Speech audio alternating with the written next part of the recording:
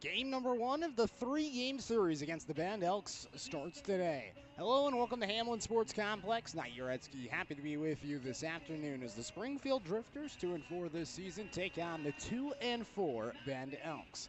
And yesterday it was a tough loss for Springfield. There's no beating around the bush. It was a 22-6 loss against the Yakima Valley Pippins. And, ultimately it was a game that kind of got away in those middle innings. It was 3-0 after 4 innings, a game that seemed to be a little bit closer heading into that fifth inning. The fifth inning happened, and after that the floodgates opened. Drifters at one point were down 22-4, but fought back, scored 2 runs in the ninth inning. They didn't go down without a fight, and I think that's the good news. So today, instead of Alan Embry, we actually had Rocco Ferrari do the pregame interview. Alan Embry, he was getting dressed for today's game, and so I was like, hey, it's okay, Alan. I can just take Rocco today. No biggie. And so we took Rocco Ferrari, and we had him for the pregame interview. So here is Rocco Ferrari, one of the assistant coaches for the Springfield Drifters. Assistant coach Rocco Ferrari. Rocco, second season with the Springfield Drifters. What does it mean to you to coach for this team? Well, it means a lot. I grew up here in Springfield. I went to Thurston High School, and this Springfield Drifters team is kind of the first baseball team that's been here. And it's exciting. It's a high level of baseball. These are some good collegiate athletes, and it's a lot of fun out here. Talk about the transformation of Hamlin Sports Complex. What was it like when you were growing up here, and how different is it now? Yeah. Hamlin Sports Complex was 2 natural fields. I remember when I was in high school, each field was pretty rough, and they actually switched back and forth which field was the varsity field. Whatever field was better that year. So this is a huge improvement. It's great for the Springfield High School students, it's great for Bushnell, and it's great for the Springfield Drifters. This past spring, you spent it at Mount Hood Community College, a different change of pace for you. Previously, you were at Corbin University. What was that experience like for you going the JUCO route? Yeah, the JUCO route's definitely different. Obviously, the main difference would be just sophomores and freshmen, so it's a lot of young kids, a little more getting them in a routine of being a collegiate student athlete and kind of getting them acclimated with the just kind of the environment of being a part of a college baseball program. So, and because of that, it's only 2 years. A lot of the players are really hungry to move on, so they're really eager to get extra work in and work really hard to have an opportunity to keep playing for 2 more years, so that makes it really fun. The guys have lots of energy. You talk about in the JUCO route, guys trying to grind it out, trying to find that next home. In the WCL, it's certainly that case as well. A lot of guys come here, either they're in JUCO, they're in the transfer portal, they're trying to find their next home. How similar is it coaching in the WCL compared to coaching in community college? The WCL is a little different. It is a little more older for sure, so the talent's better. But there are guys that are still trying to find a home, so the season is important. They're taking it, it's summer ball, but they're taking it really seriously. They need to put up good numbers so they can try to raise their stock and give themselves as many options as they can. But it is summer ball, so it's a little more laid back. It's try to have a little fun pregame, but yeah. Talk to me a little bit about this season. Last year was your first season with Springfield. This year, coaching changed right before the start of the season. How different is this year compared to last season? Well, yeah. Tommy Richards was obviously our head guy last year, and Alan was an assistant on staff last year. So him stepping into the skipper position doesn't change too much. He obviously has a PhD in baseball, is what I like to say. He's a great guy. He connects with all the players really easily. He's awesome. And so this year, I think it's not a huge change from last year. Kind of a lot of the similar people still with the organization, and we have some returning players as well, probably 6 or 7, I think. And it seems pretty similar. Hopefully we get a little better record this year. Maybe have a shot at the playoffs. That'd be exciting. Winning college baseball games is hard. Winning playoff games is even harder. and I'd love to be a part of some playoff wins this summer. Absolutely. It'd be great to get Springfield in the playoffs. So haven't had that happen in the first 2 years. Talk to me a little bit about Leo Rivera. This is his first season coaching. Kind of got thrust into a more of an elevated role. How do you think he's handled himself in this new elevated role? Oh, yeah. Leo is fully embracing his coaching career. He just got done playing at LC State a couple weeks ago. He didn't have the finish to the season they wanted, so he's really hungry coming into Springfield. He's working with the infielders, he's working with the hitters, he's all over some of the administrative parts of coaching as far as getting all the lineup cards and stuff dialed in, BP groups. He's awesome. He brings the energy every day, and I'm excited to coach him this summer. Awesome. And lastly, you mentioned the returning players. Which of the returning players is your favorite and why? Oh, you put me on the spot here. Okay. I'm going to give some love to Cooper Mullins. He's a local kid, works hard. I think he might have originally started off as a 10-day contract last summer, but because of his work ethic and his attitude, he was able to stick around, and he was a good player for us last summer. He put together good at-bats, played good defense, and he was always giving his best effort. So I'll say Cooper Mullins. Awesome. Well, thank you so much for stepping aside and talking to us today. Good luck today. That was Rocco Ferrari, the assistant coach of the Springfield Drifters. The third base coach this season got thrusted into a bigger role with the shifting of Tommy Richards stepping down from the team right before the start of the season. Rocco Ferrari, his second season, a Springfield native, and a coach for his hometown team. Very special position to have for him. Getting to coach here in his hometown, he mentioned growing up here, playing on these fields at Hamlin Sports Complex and seeing this facility now, it's really cool that we get a local Springfield kid coaching this team. So, National Anthem coming up here on the Drifters pregame show.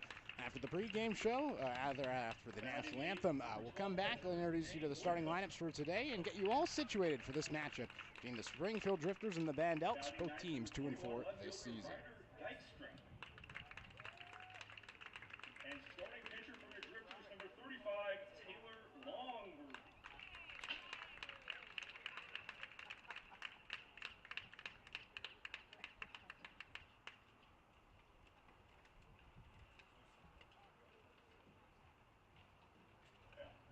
Now, please rise and remove your caps for the singing of our national anthem sung by Naomi Castro and Dylan Bunting.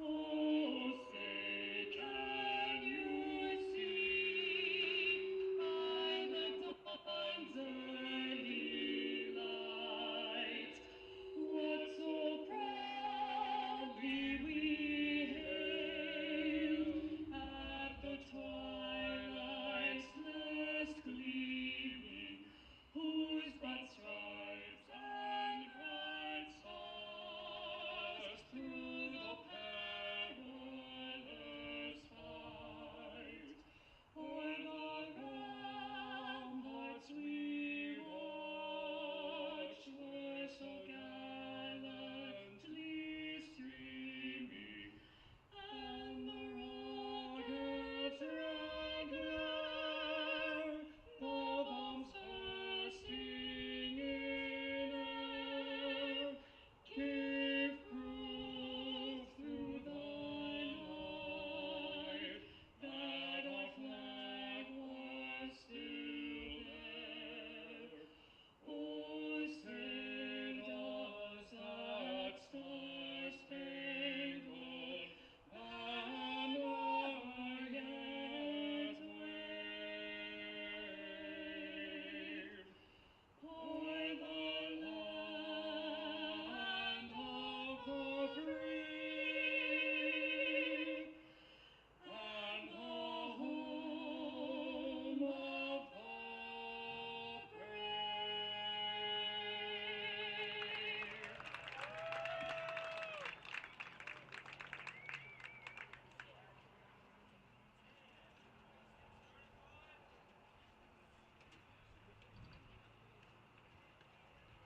Couple of 2-4 teams taking on each other here today in Springfield, Oregon. The Drifters wearing their blue jerseys with the blue hats, white pants, and then The regular cleats for the Drifters, blue socks for those with the higher pants. Bend today, all gray uniforms, gray jerseys that say Bend across them, and then gray pants as well, black hats for the Bend Elks. Drifters versus Bend. The Elks here today in the knockout cancer game here at Hamlin Sports Complex. The first 300 fans in the stadium today, they got a free Drifters hat. It's a really nice hat. It's a trucker hat, a mesh hat with the Drifters pink scripted written on the back, a snapback hat, and then it's a little bit of a Bentonville, and then a white cover on the front with a pink D. Nonetheless, happy to be with you today. Knight Jarecki here with you this afternoon. We thank you for joining us here on the Drifters live stream.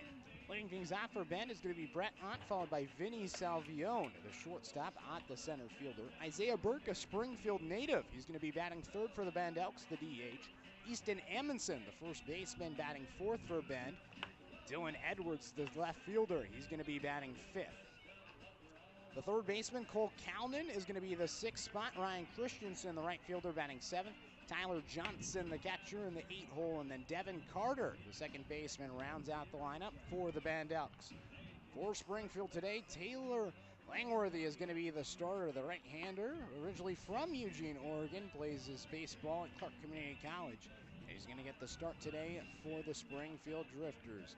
He's 6'1", 195 pounds. His first start with Springfield after spending this past year up at Clark Community College.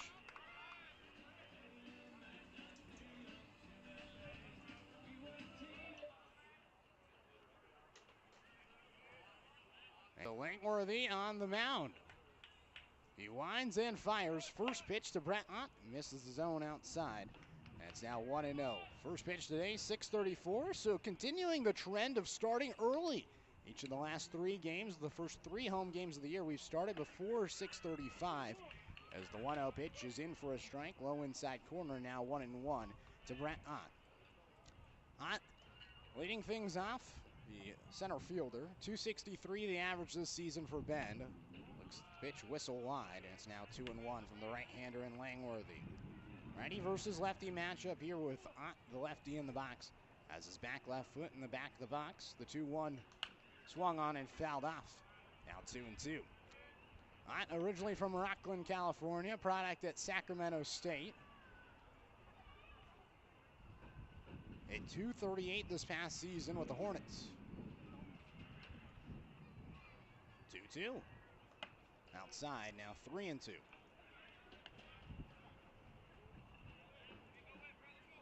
He has 5 hits this season with the Bend Elks, and 3 of them have been doubles. Quite the double threat.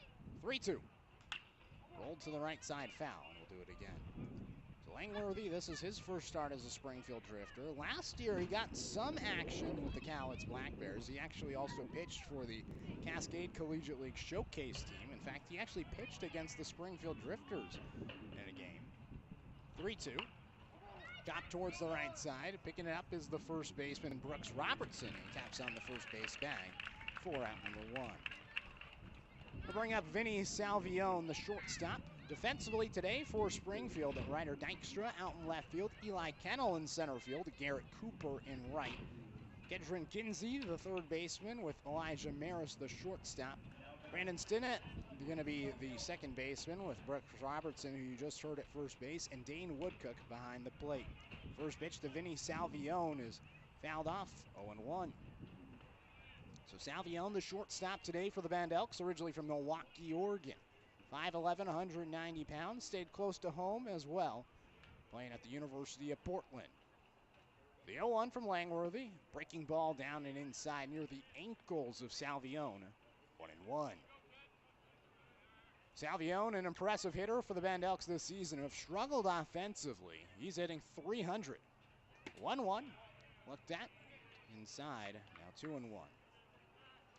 The Bend Elks this season have really struggled offensively, and you know, sometimes that's just kind of who you've had to play. The Bend Elks just coming off a series against the Corvallis Knights, as this is laced right to third, and Kenzie makes the catch for out number 2.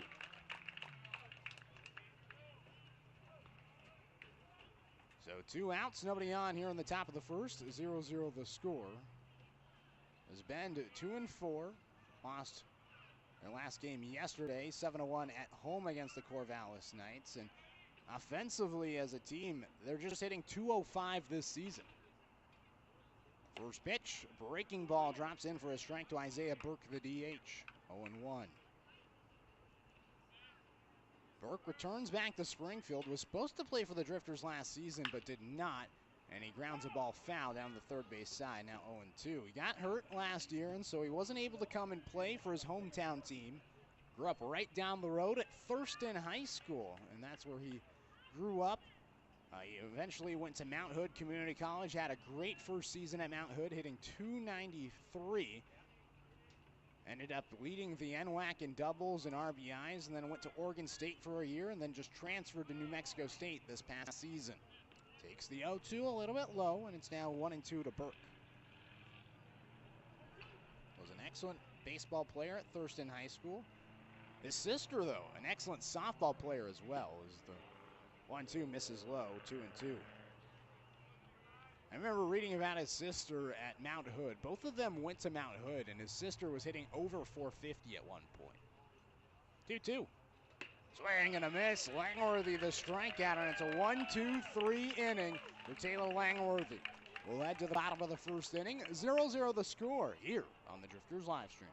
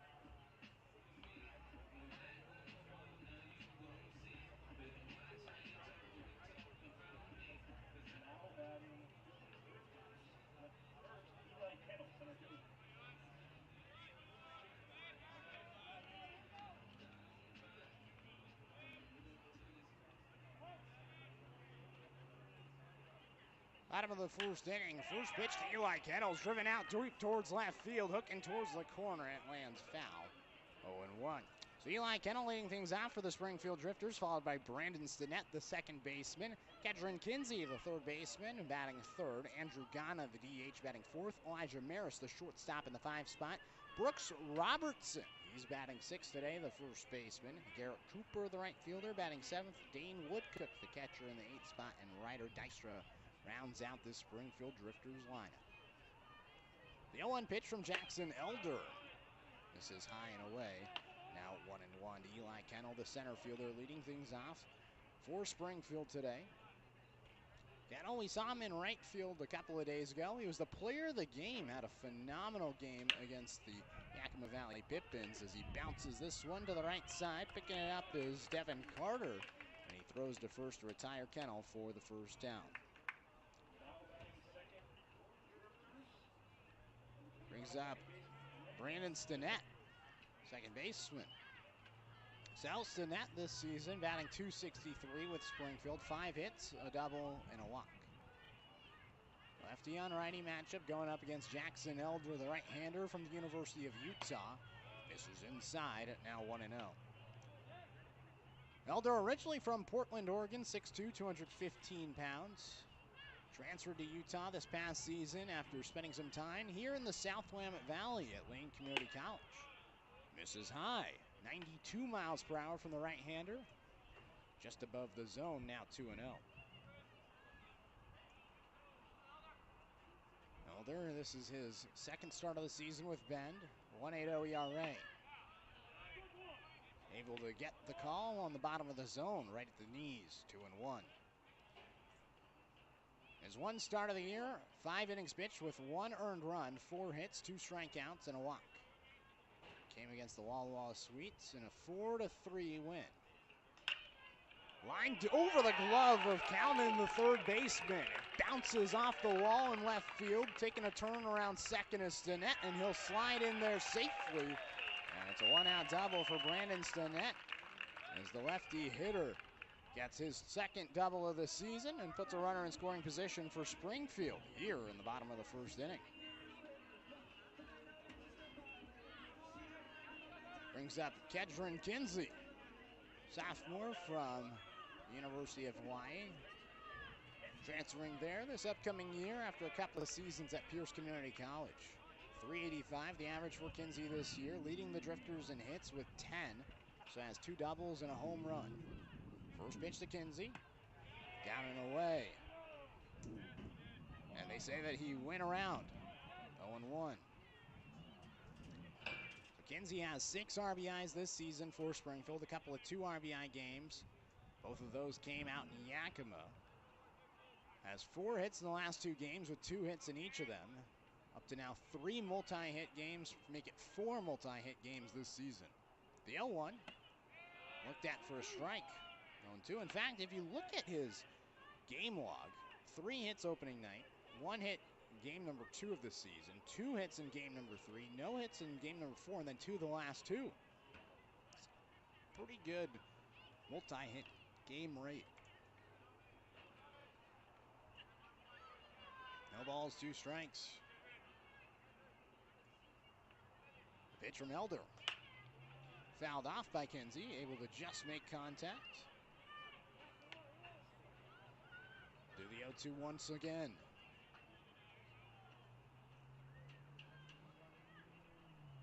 A little bit of a warmer day here in Springfield. When I got to the ballpark, it was 86 degrees.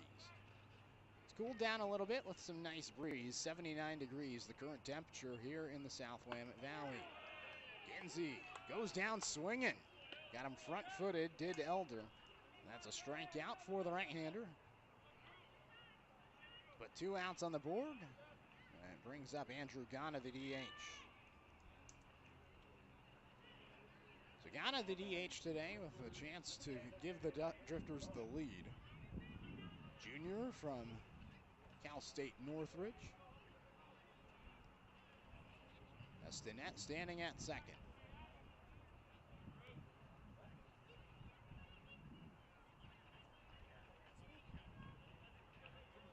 First pitch to Ghana, down and away, 1-0.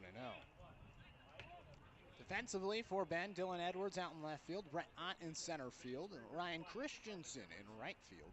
Cole Calnan, the former Drifter, at third base, Vinny Salvione, the shortstop. Devin Carter, the Bushnell Beacon, he's the second baseman.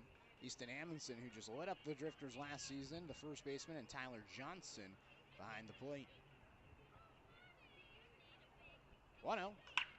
Cracked towards right field, and it drops down for a base hit. Christensen fields and throws it in, and the ball gets away from Amundsen. Sliding over to second now is Ghana, as he advances on the throw that got away, but staying at third is Stinnett.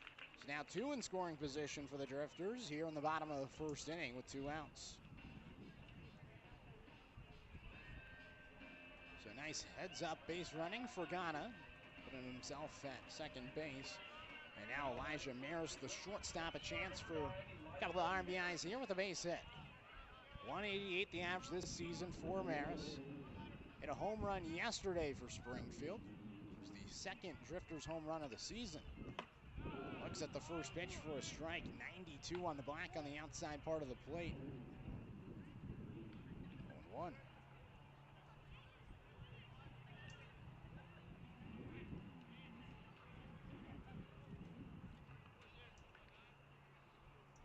Maris with 3 RBIs this season. Chance for more here. Swings and fouls this one off. 0-1. Oh, 2.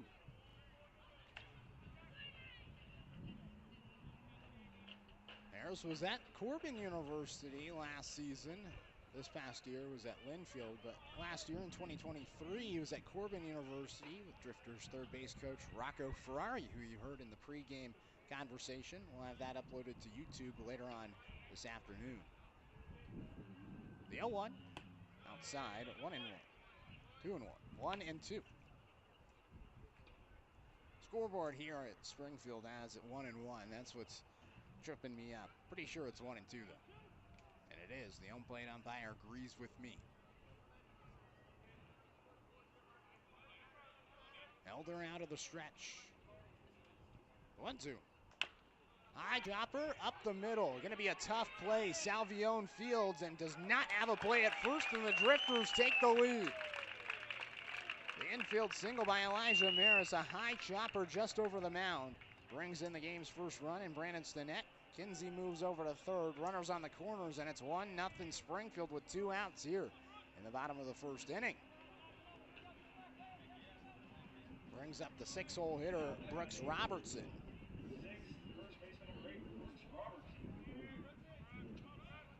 Robertson, the no batting gloves.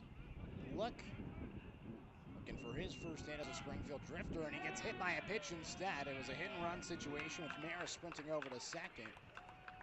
Maris looks up and a little bit disappointed that he won't get credited for the stolen base, but nonetheless, bases are going to be loaded after the hit by pitch by Elder.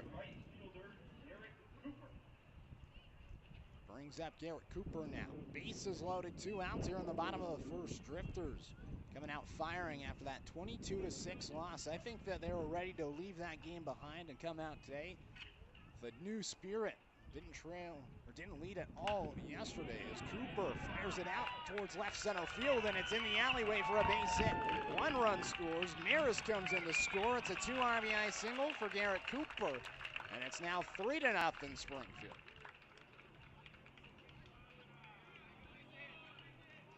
Robertson moves over to second on the hit as Maris and Ghana come in to score, and the Drifters are firing early on here in the first. We'll bring up Dane Woodcook. Just like Robertson is looking for his first hit as a Springfield Drifter this season.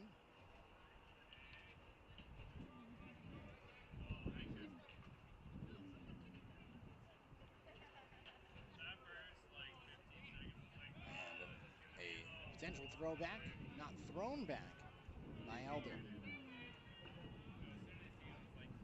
Woodcook 0 for 5 in his at-bats this season. Local kid from Willamette High School in West Eugene. Drifters leading 3-0 here in the bottom of the first. And a chance for more with a couple of Drifters on the pond. 1-0 as the pitch misses down and away to Woodcook.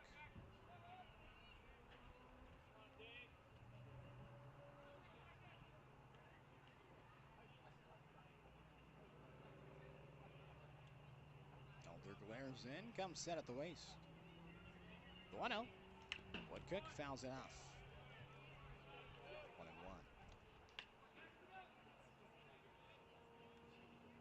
1-1. Woodcook played for the Drifters last season. He also played for the Bend Elks last season as well. He was a 10-day guy on both of these teams. A little bit more action with the Elks. He only played 2 games with the Drifters, but 5 with Bend last summer. 1-1.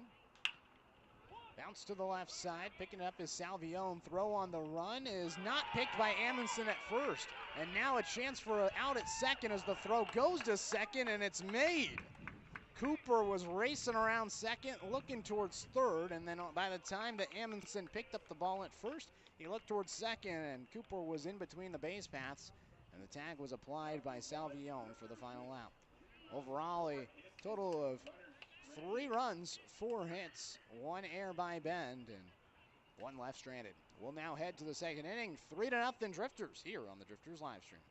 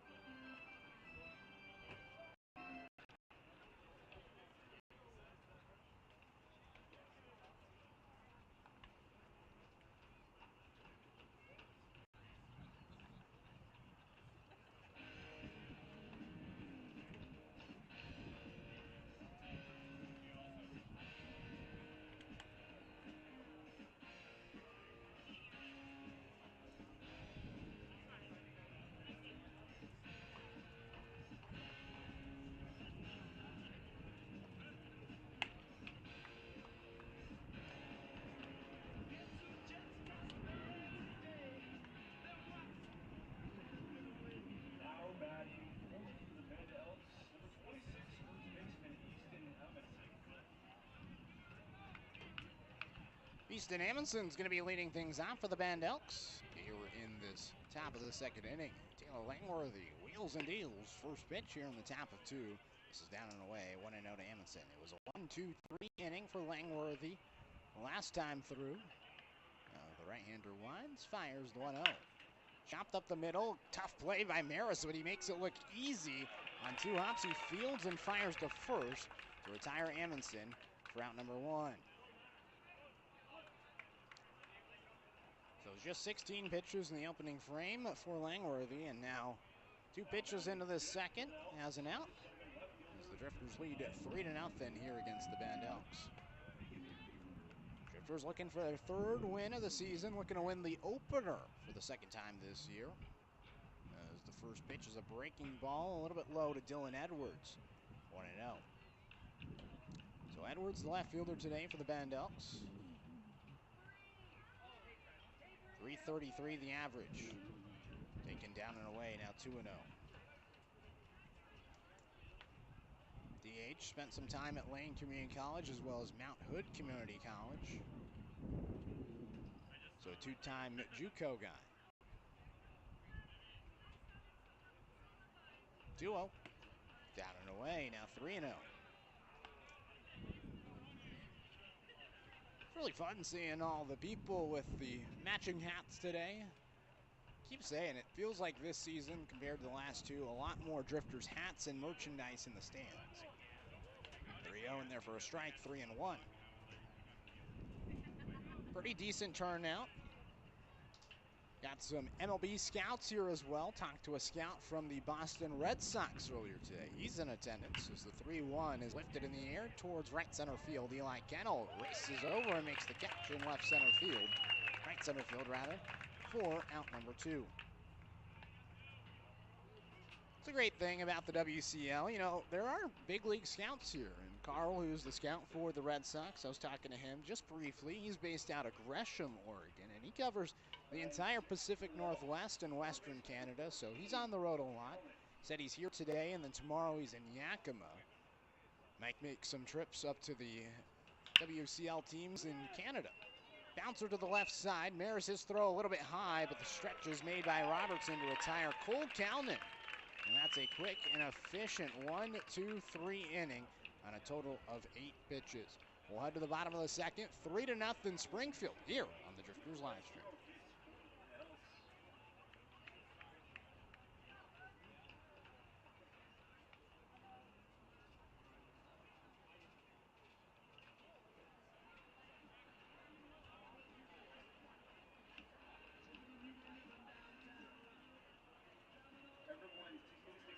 Recognize anyone that has beaten cancer, that has cancer. Please rise, take a stand, keep it up.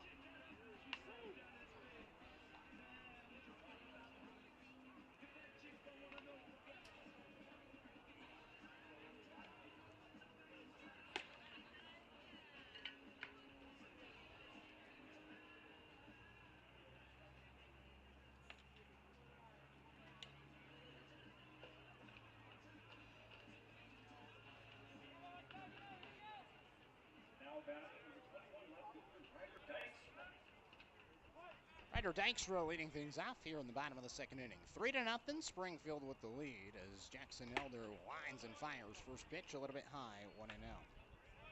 So Dykstra leading things off for the Springfield Drifters. The 9-hole hitter. 8 batters came to the plate last inning for Springfield.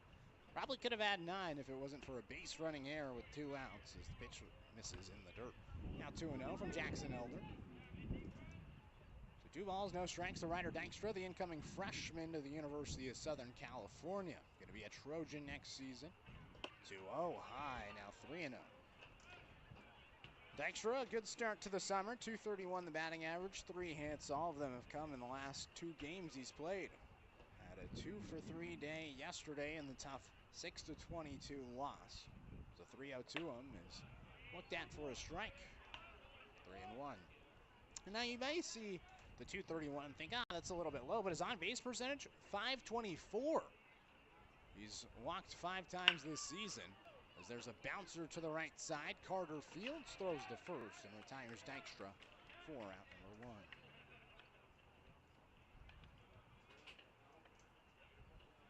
To bring up Eli Kettle. Kettle a ground out to second his first time up. Now batting, number 47 center fielder, Eli Kettle. So Kettle, a ground out his first time up, looking to get aboard here in inning number 2. Second time through the order as a breaking ball from Elder comes in for a strike. 0-1.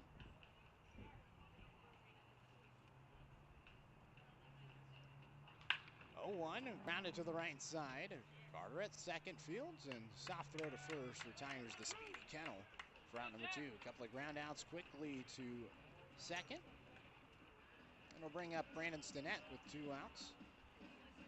Stinnett a double and a run scored last inning. Seattle U product looking to do it again here in inning number 2.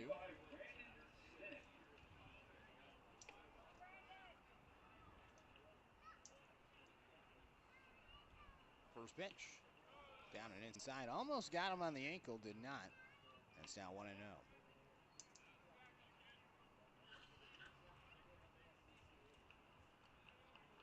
So the Drifters 4 hits, 3 runs in the first inning. So far 0 for 2 here in the second as there's a high chopper to first. Amundsen dives. Underhand to first. On the ground is in time. Nice play with Elder covering over to first base. And it's a 3-1 ground out to end the inning. 3 up, 3 down, the Drifters go efficiently. We'll head to the third. 3-0 the score. Springfield leading here on the Drifters live stream. A big thank you to the American Cancer Society for sponsoring today's game. Let's give it up for them.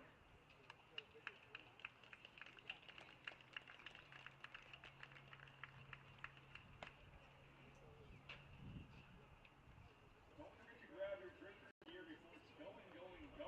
Visit the Drifters merchandise store located by the north entrance and be part of the Drifters crew for the 2023 season.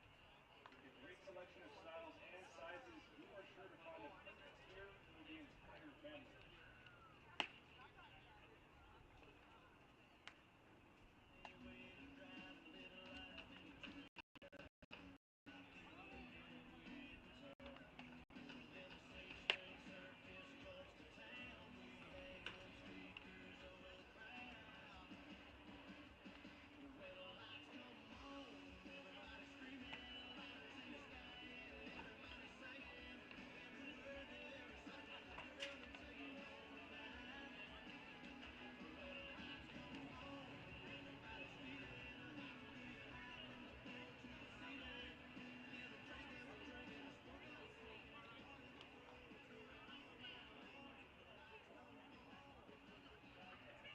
Now batting for the Elks, number 10 right fielder, Ryan Christensen.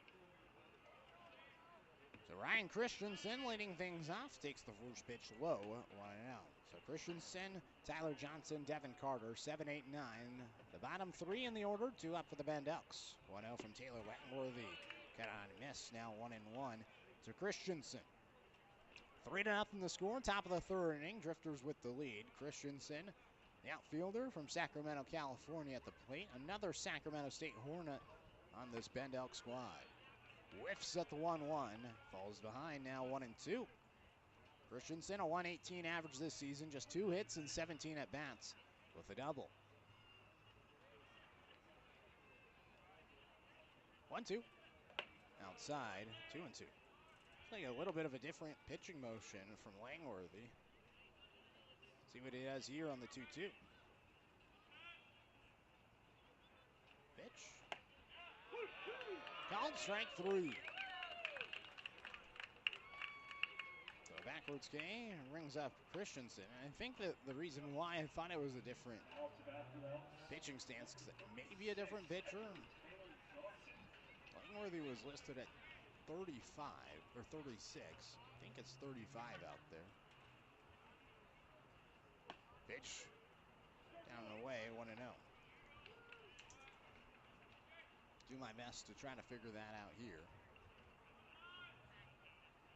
The 0-1 outside, now 1-1.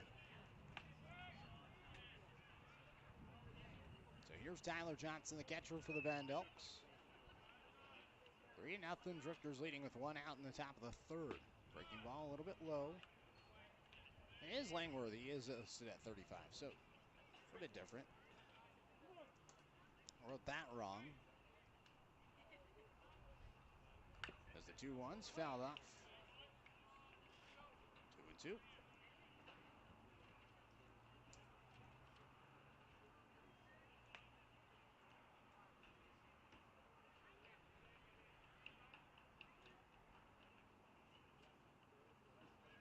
Johnson, a 125 hitter this season with the Elks. 2-2. Off speed, just misses. 3-2.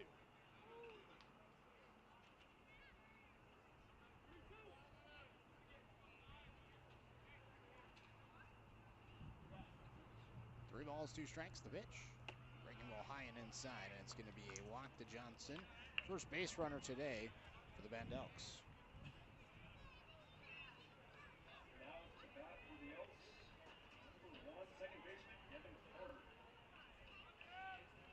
So here was Devin Carter, junior at Bushnell University. Played in 22 games this past season for the Beacons. Mainly used as a pinch runner. The ball misses down and away, and 1-0 from Langworthy. This season with Bend, 1 hit and 8 at-bats. It was a single, also has a walk on the season. Runner at first, 1 out in this 3-0 game. Carter pops it up towards the right side of the infield in foul territory. Robertson, the first baseman near the dugout of the Drifters, makes the catch for out number 2.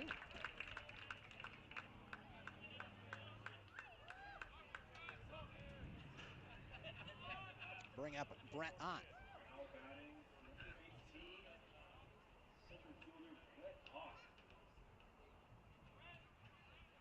So Ott, a ground out to first base, his first time up. Second time through, facing off against Langworthy. First pitch, sliced foul. 1.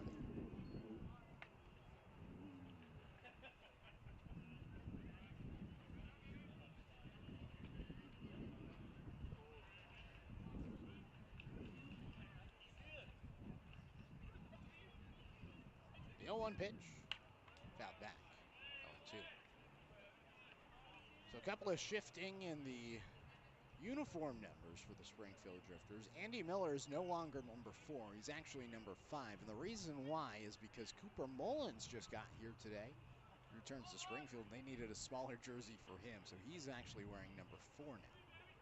The 0-2, foul tipped into the net of the catcher Woodcook. That's a strikeout for Langworthy, his third, as we'll now head to the bottom of the third. 3-0 the score, no hits and no runs with 1 left stranded and no errors here on the Drifters live stream.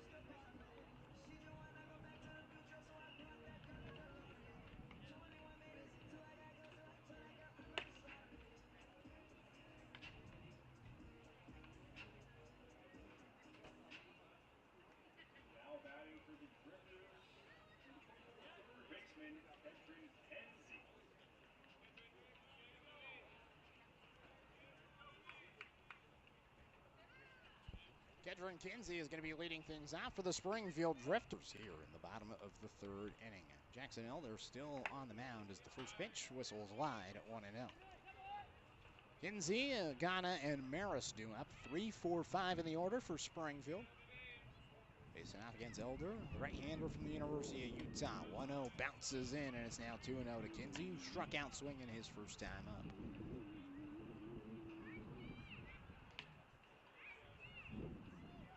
Drifters 2-0 this season when wearing the blue jerseys. See if they can keep it up. The 2-0.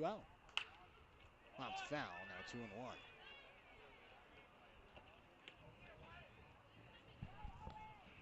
So Jackson Elder, the product from the University of Utah, a couple of seasons at Lane Community College. Made 14 appearances with Lane back in 2023. 12 of them were starts with the Titans. 2-1, fouled off. 2-2. Ultimately went 5-5 with a 4.60 ERA. Struck out 72 batters and averaged 11.5 strikeouts per 9 innings. He also had 2 complete games throughout his career at Lane, one in 2022 and one in 2023. And with all that, he was able to get that scholarship to the University of Utah as Kinsey bounces it to the right side. Throw on the run by Carter is in time to retire Kinsey for out number 1. Now, 3 of the last 4 batters for Springfield have grounded out to second as it seems like Elder is starting to settle in. As it brings up Andrew Ghana. Single and a run scored for Ghana last inning in the first. 2 innings ago in the first, I should say.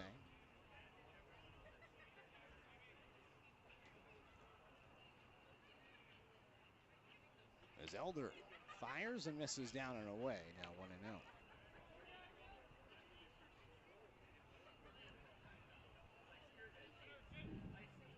1 ball, no strikes from Elder. The pitch. Inside, now 2-0. Elder at University of Utah this past year did not start any games. In fact, he actually changed his role. Instead of being a starter at Lane, he came out of the bullpen 20 times for the Utes this year. 2-0's cracked deep towards left center field. It's heading back towards the wall, and it bounces off the ground and off the wall in the deepest part of the ballpark. Ghana's going to stop at second as the relay throw comes in from Edwards. And Andrew Ghana has himself a double. He's 2 for 2 today.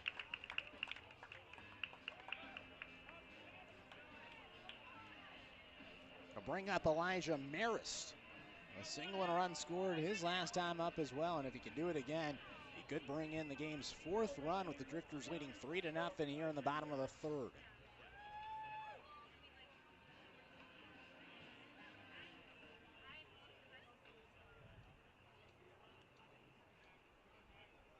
Elder out of the stretch. First pitch. Harris takes down and outside. Finding it behind the plate is Johnson, who's able to work and keep it in front of him. 1-0.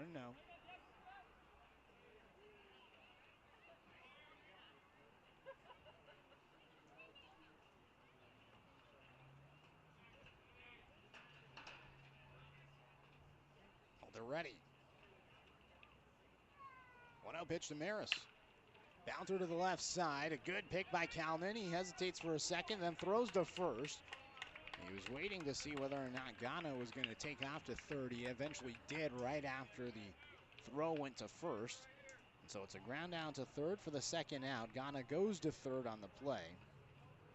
And so now 2 outs and a runner at third, and it brings up Brooks Robertson, who was hit by a pitch his first time up. It was 1 pitch to him, and then he got hit by a pitch. Swings and misses at the first pitch. 1-1.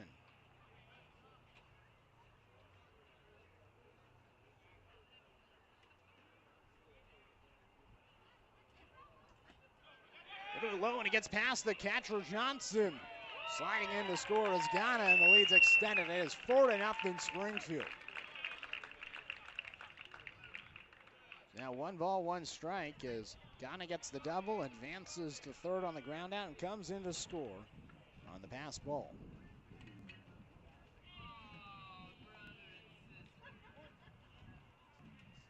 Pretty good turnout here today on this Friday afternoon. The 1-1, grounder to the left side.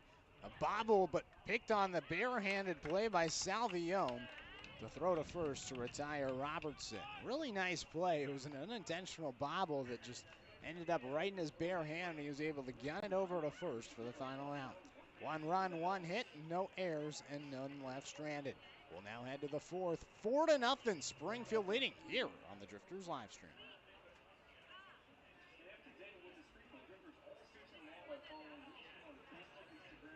All right, everyone, we're down on the field with Jackson. Jackson, how old are you? I'm 10. 10. And Levi. Levi, how old are you? 9. Jackson and Levi are going to do a hot dog eating competition. So we're going to see who can finish their hot dog faster. Levi and Jackson, are you guys ready for this? Yeah? All right. Ready? 3, 2, 1, go! You got it. You got it. Keep going. You got it.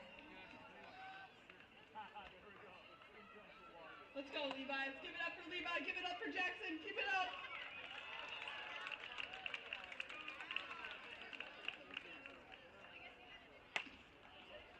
You got it? Keep going. You're almost there.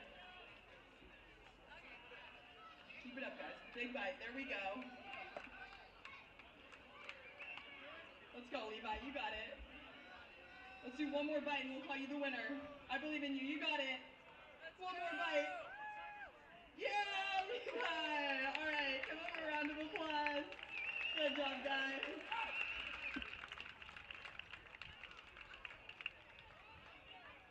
Ball batting for the Elks. Number 6, Vinny Salvione. Vinny Salvione going to be leading things off for the Bend Elks here in the top of the 4th inning. Springfield with the lead.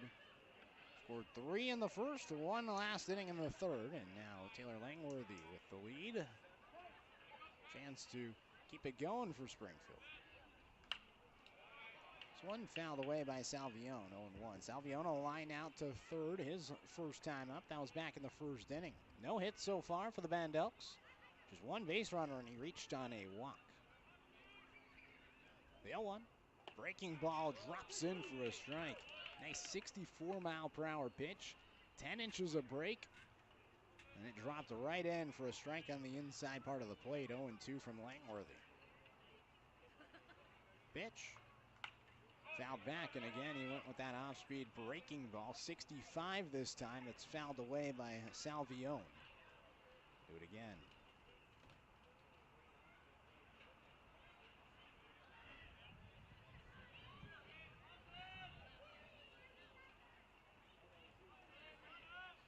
Pitch, great foul early on it again.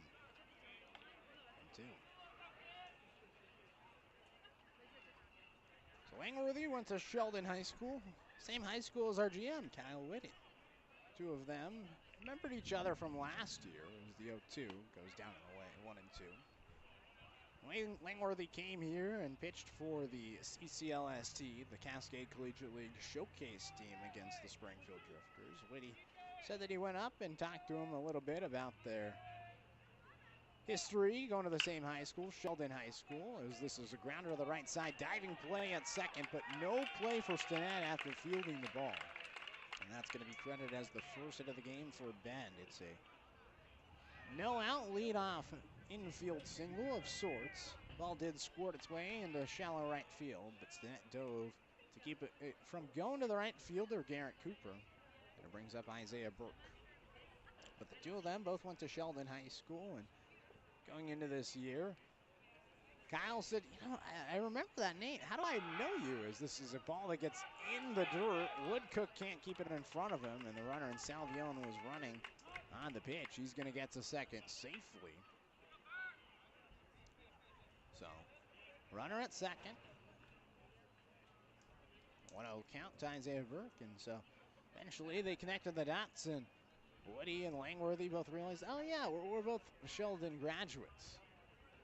2 of them share that in common. Same as Nolan Miller, another Springfield Drifter. He's heading off to the University of Portland next season.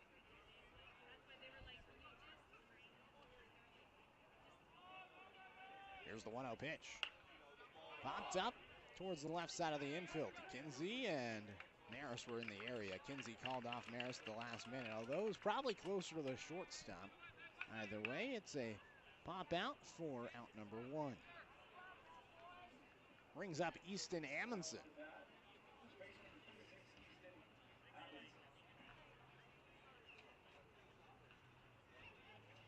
Amundsen 0 for 1 with the ground down to the shortstop. I mean, he killed the Drifters last season. He had 3 home runs against the Springfield Drifters last season when he was playing for the Wenatchee Apple Sox. Different team this year. The transfer that headed to Liberty University last year. This is fouled away by Amundsen, 0-1. Amundsen attended Lower Columbia College for a couple of years, two-way player there, and then transferred to Liberty this past year where he started 3 games, appeared in 10. Not a ton of action, just 1 hit and 13 at-bats, had an RBI.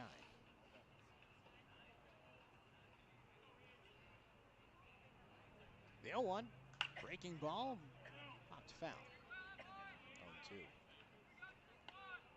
At Lower Columbia, though, he was part of that 2023 NWAC championship team that went 40-14. Led the NWAC with 10 home runs on the season, also had 52 RBIs in 53 games.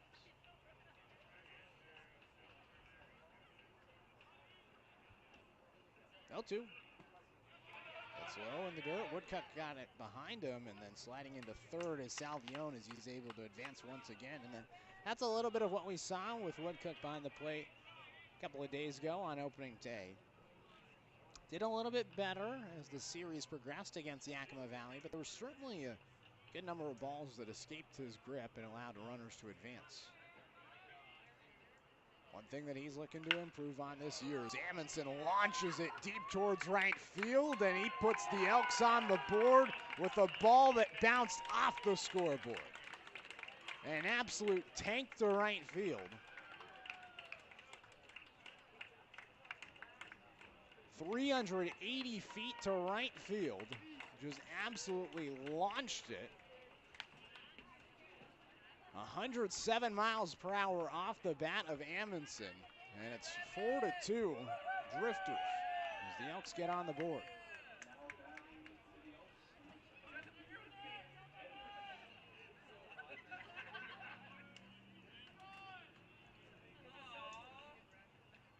So Amundsen continues to just wreak havoc on Springfield, as this is a pitch down and away, 1-0 to Dylan Edwards.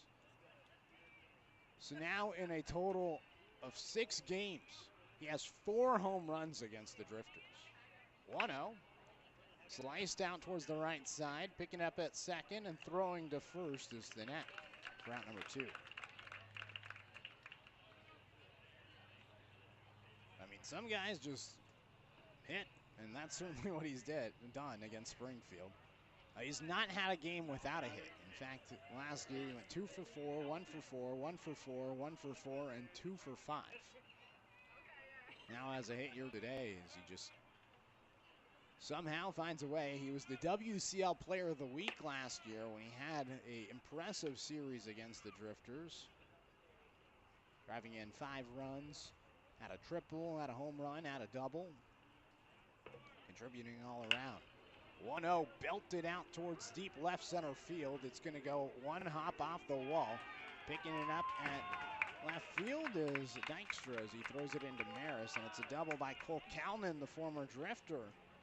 Put a runner in scoring position for the Elks here in the top of the 4th. Give them a chance to tie it with the tying run coming to the plate with 2 outs and Ryan Christensen. So there's no hits through the first 3 innings for Bend, and starting to get some hits strung together. A single, then a pop-up, a home run, a ground out, and now the double is now Alan Embry comes out to talk things over with Langworthy, his right-hander.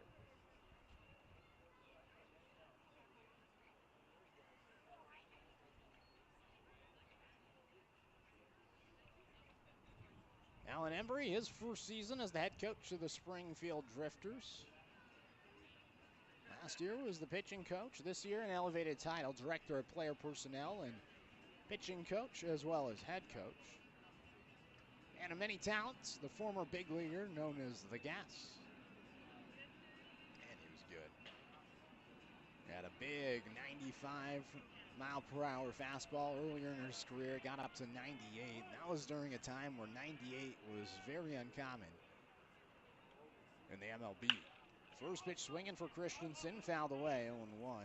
So he had that big 98 mile per hour early in his career. He had a sharp slider to go with it, and he just was able to make an MLB career out of it.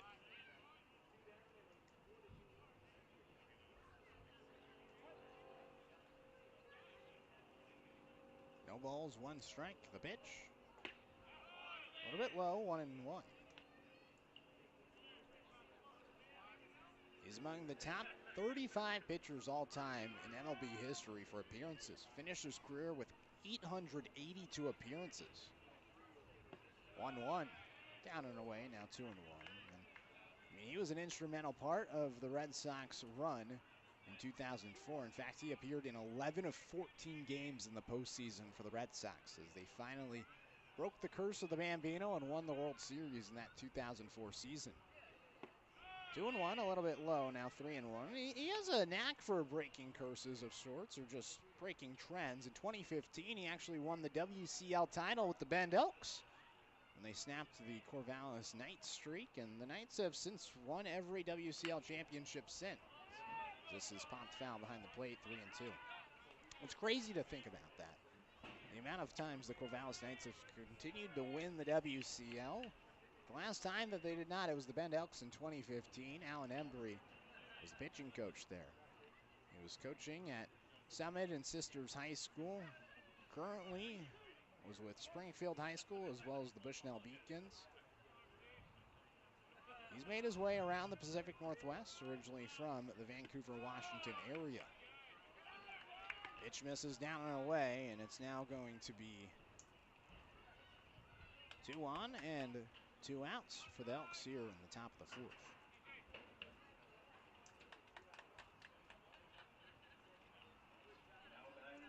Brings up Tyler Johnson.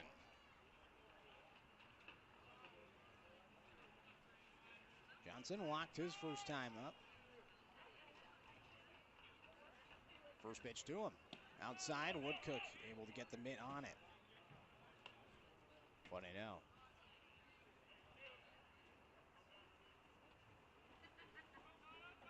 Starting to see some action in the Drifters bullpen. Langworthy trying to get through this 4th inning. The 1-0. Down and away, 2-0. And it's always that 3rd out that's the toughest. Drifters pitching was pretty spent this past series against Yakima Valley. They would love to improve upon it here today. 2-0. Bounces in, now 3-0. And, you know, when you utilize so many pitchers in a 3-game series and you still got 3 more games to go this week, it's crucial that you limit the number of pitchers you use in game number 1. Still got 2 more games to worry about, and then next week got to focus on the defending champs, the Corvallis Knights. 3-0, grounded towards the left side, foul. But before they get to the Knights, they're going to be looking at the Bend Elks. In fact, on Tuesday through Thursday next week, the Drifters will be in Bend. It's a very interesting start to the season. Yeah, the Drifters go to Yakima and then return home and play against the Pippins, and then now here, the Elks come to town, and then the Drifters go to the Elks. So it feels like those 6-game series. 3-1, in for a strike, 3-2. It's kind of like high A baseball here in the Pacific Northwest. The Eugene Emeralds down the road, they'll do that. They'll play 6 games in a week against the same team. Their difference, though, is they play all 6 games in one location. 3-2, both runners going as the pitch misses high. And back-to-back walks load the bases, and it's a 2-out rally for the Elks. Started with a double by Calnan with 2 outs, and since that point, back-to-back walks on full counts. Load the bases for Devin Carver.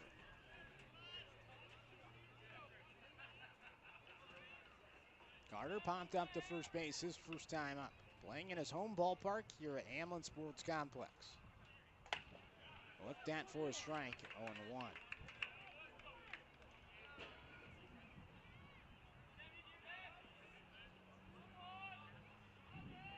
No balls, 1 strike. Here's the pitch. Tight inside, 1-1. So I just asked Alec Gum, sitting next to me, He's doing our track man this season. He goes to Bushnell, teammates with him, and I said, all right, where does your alliance lie? Are you rooting for the Drifters at this point, or are you rooting for your teammate as the 1-1 goes down and away, 2-1? He said he's rooting for his teammate. He's a beacon through and through, not a drifter through and through yet. But by the end of the summer, we'll see if we can get him on Team Drifty. He's not getting drifty fully yet, but, you know, eventually he will. 2-1. Down and away, now 3-1, and now Langworthy a chance at walking in another run.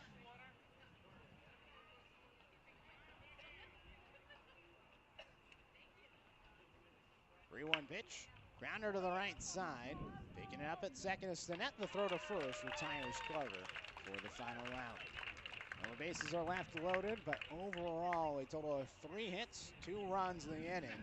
And we'll now head to the bottom of the 4th inning with the Drifters leading 4-2 here on the Drifters live stream. After 4 innings. This is game 1 of our 3-game home series against Bend. Come back tomorrow for game 2 of our series. And remember that Sunday is our Little League night. All kids wearing a Little League jersey get in for free.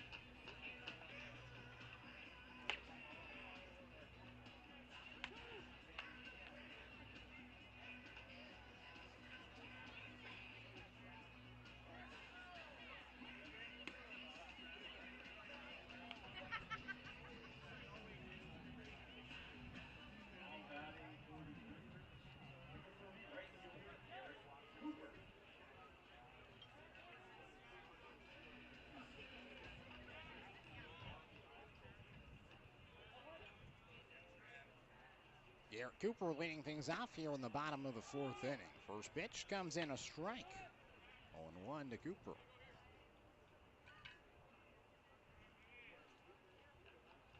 Second pitch from Elder. High chopper to the right side. Picking up is Amundsen, and the underhand throw to first is in time to retire Cooper.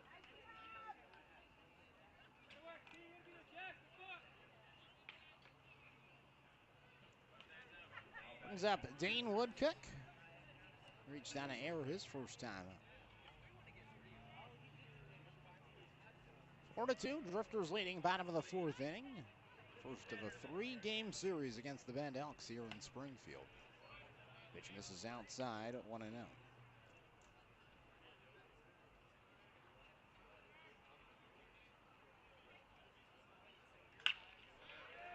Line right to second. Jumping play by Carter as he leaps up and makes the catch for out number 2. Nice piece of fielding right there.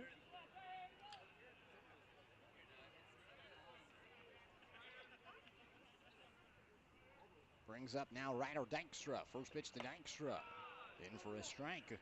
0-1, and all of a sudden it feels like Jackson Elder starting to settle in for the Bend Elks.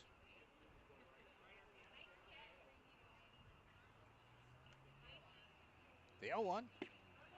Cut on a miss. Now 0-2 from Elder.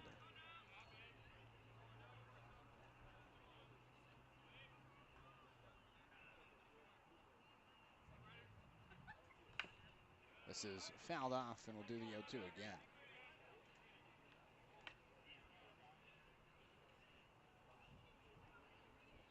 So no balls, 2 strikes, 2 outs. 4-2 the score.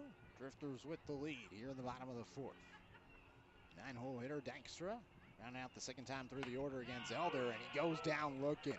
The righty able to gun it down in the inside corner for out number 3. 3 up, 3 down. The Drifters go for the second time today. We'll now head to the 5th inning. 4-2 for Springfield here on the Drifters live stream.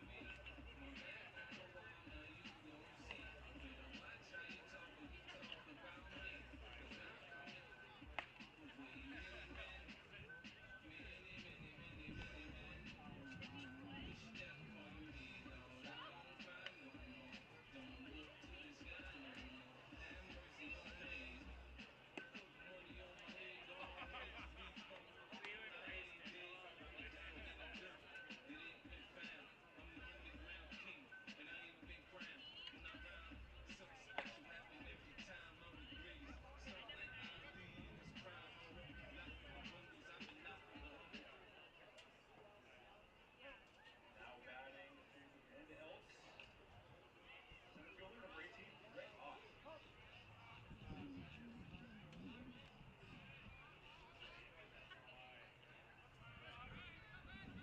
So new pitcher in the game for the Springfield Drifters. It's the right-hander Tyler Manio from Lubbock Christian. First pitch from Manio. Lifted in the air towards left field. Going over, diving play in left field by Dykstra.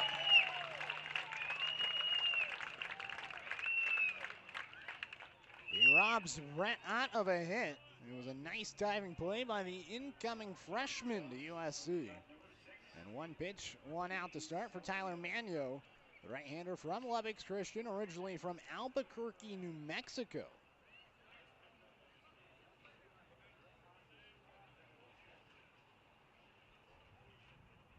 Manio, this is down and away, 1-0. So Manio's a part of those players that have a different jersey now.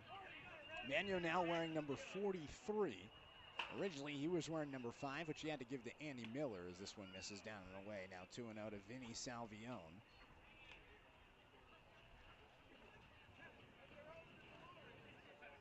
So the number 5 jersey that Manio had is now being worn by Andy Miller, who had the number 4 jersey being now worn by Cooper Mullins. 2-0. Breaking ball in for a strike, 2-1. So Manio is in for the 3rd time this season. 0.00 ERA in 2 appearances. 1-0 his record. Picked up the win in the game against Yakima Valley. Game number 2 of this series earlier this week on the 5th. Now ahead, 2 balls, 2 strikes. Overall, 4 innings pitched, 2 strikeouts, 4 walks. Across 4 innings of work. Right-hander comes set. 2-2. Grounded right back to Manio. He fields, underhands the first to retire Salvione for the second out.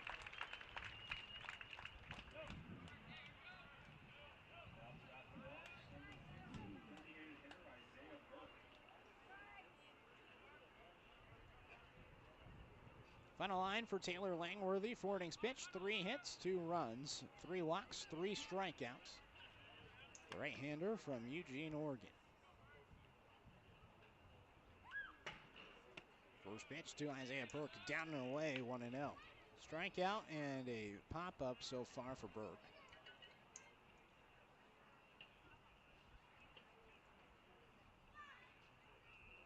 The 1-0. Looked at for a strike, 1-1.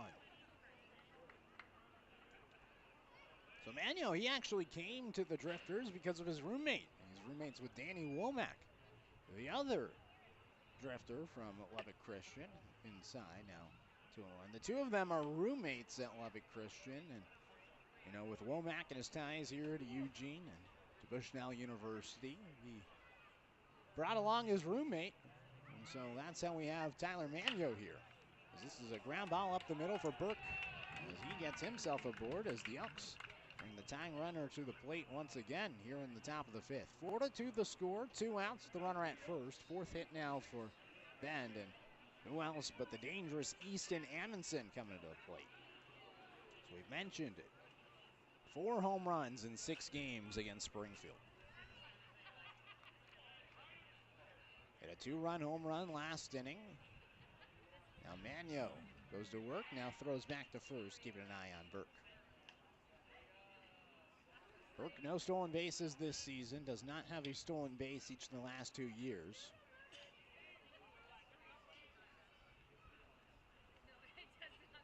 First pitch to Amundsen, taken for a strike, 0-1. Amundsen originally from Nampa, Idaho, so went across the country to Lynchburg, Virginia for university. The 0-1, chased in the dirt, 0-2. So Manuel gets ahead. Overall, Amundsen today, with that home run, also had a ground out, so 1 for 2 outing.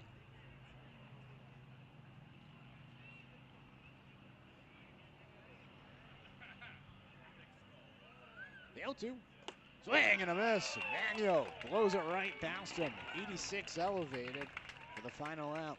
1 hit, 1 runner left-handed, no runs, no errors. We head to the bottom of the 5th. 4-2 Springfield here on the Drifters live stream.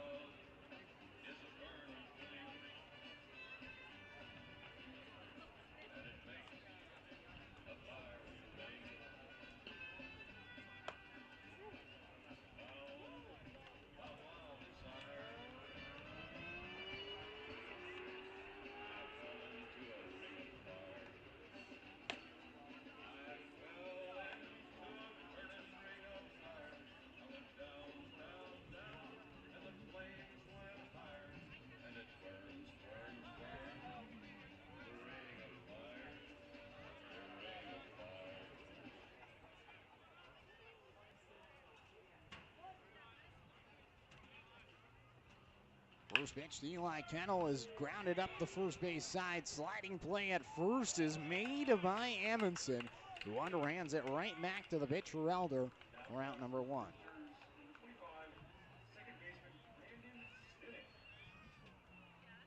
So Stinnett comes up to the plate with 1 out in this 4-2 ball game in the bottom of the 5th inning. Drifters with the lead against the Bend Elks. Good turnout here today in Springfield. Pitch misses outside, 1-0.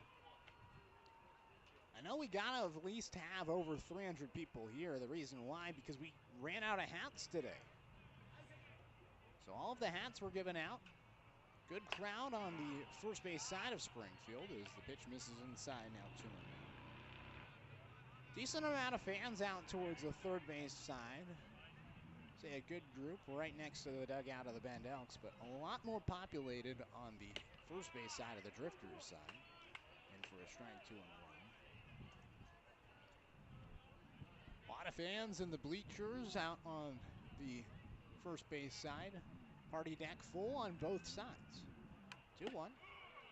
In for a strike now, 2-2. It was the knockout cancer game for Springfield.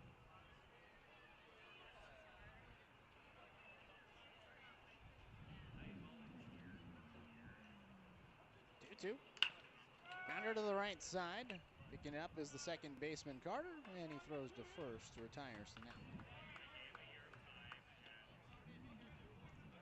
Brings up Kedron Kinsey. They're in the bottom of the fifth. 4-2, the Drifters lead. Kinsey so far a strikeout and a ground out.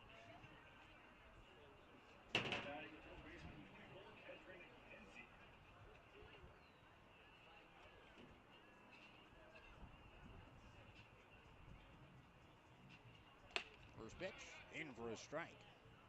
0-1 to Kinsey. Kinsey Day earlier, before I did my pregame interview with Rocco Ferrari, he came by and wanted to smile for a photo. Got a good photo of him earlier today. 0-2. Very charismatic. Guy that loves to be around the camera.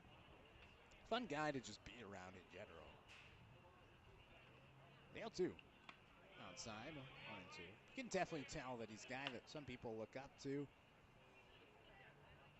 He carries a lot of pride on his shoulders. He's just a good baseball player. I have a feeling Hawaii's getting a stud. 1-2 down and away, now 2-2.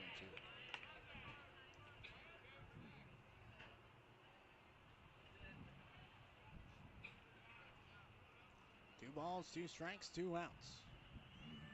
Elder winds and fires. Left in the air, deep towards right center field. Racing after it and right and making the catch is Christensen for the final out. Back-to-back 1-2-3 innings for the Drifters offensively. We'll head to the 6th. 4-2 Springfield here on the Drifters live stream.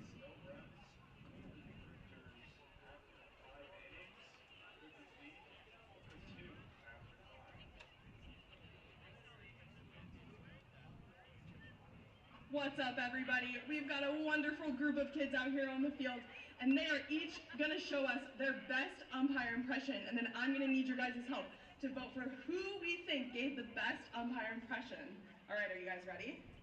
Okay, please say your name, and then give your impression. Say your name. Lila.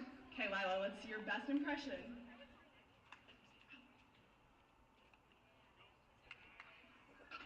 Yeah, nice job. Charlie. Charlie, give your best impression. You're out. You're out. You're all out. Nice job. Say your name. Rosie. Rosie, what's your best impression? Out. Love it. Love it. Say your name. Bryson. All right, Bryson, let's see your best impression. You're out. Yeah, there we go. What's your name? Andre. Andre, give your best impression. Out. Yeah, there we go. One more. Abel. Abel, what's your best impression? You're out. There we go. All right. Who thinks Abel gave the best impression? What about Andre? Bryson? Rosie? Charlie? And Lila? There we go. Good job, guys. All right. Give them one more round of applause. Good job, guys.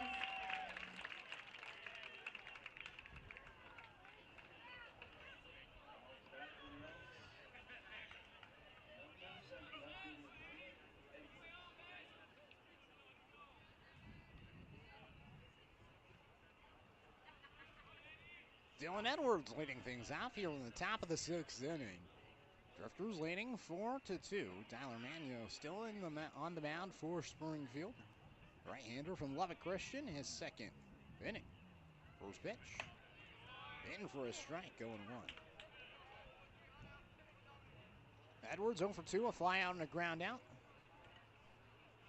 Elks offense looking to get going. It's been an even game offensively. Springfield just a little bit more efficient 4 runs on 5 hits compared to 2 runs on 4 hits for the Elks. In for a strike. 0-2.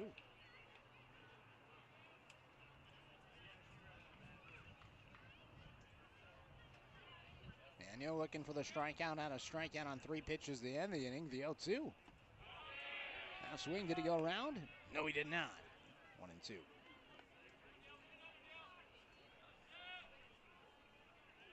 In total, Bend's hitters, 4 strikeouts through the first 5 frames.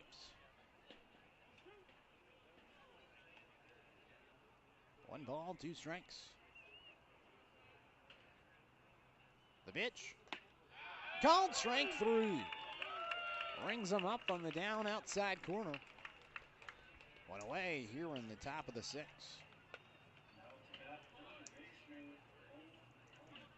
Brings up Cole Calnan. So during the half inning, in between innings, they did a contest on the field where they brought a bunch of kids out to do their best umpiring impersonation. Honestly, so funny to see here today. A little bit low, 1-0. They brought, like, I want to say the girl was about 3 years old, and she was very frightening, and she just was like, "You're out." And that was really cute. But there was like one kid, I don't know who it was, but one of the kids was like, "You're out, you're out, you're out." It was 1-0 down and away, 2-0. And that definitely got a lot of smiles in the stands here today in Springfield. All of them did a good job. I'd say they brought about 6 kids out, probably all about the age of 12 or under, and let them out there to speak on the mic and give their best umpire impersonation, 3-0. They did not bring the mic to the home plate umpire and interview him and ask him what he thought of their performances. That would have been great. That would be great content. 3-0. Inside, and it's going to be a 4-pitch walk to Cole Calnan, who's now 2 for 3 in terms of on-base percentage. Hit a double his last time up, and now walks here with 1 out to bring the tying run to the plate, and Ryan Christensen. Top of the 6th inning, 4-2, Springfield with the lead against the Bend Elks.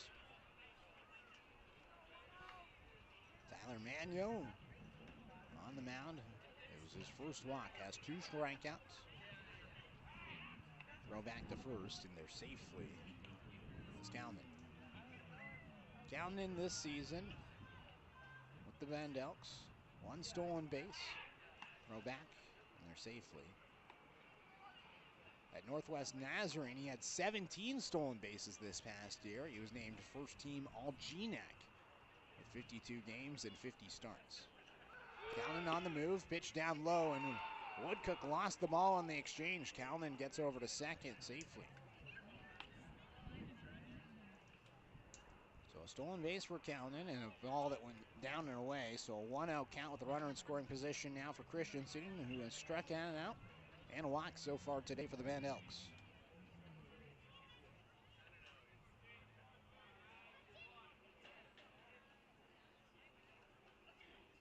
The 1-0.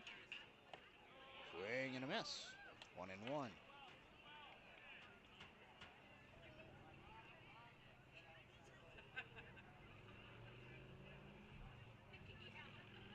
Sunny day here in Springfield.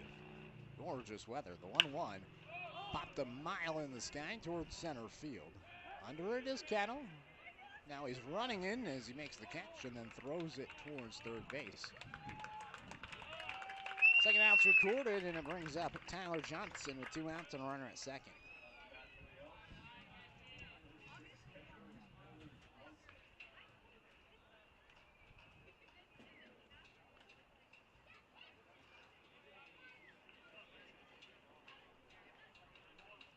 So here's Johnson, a couple of walks for him, looking for his first hit.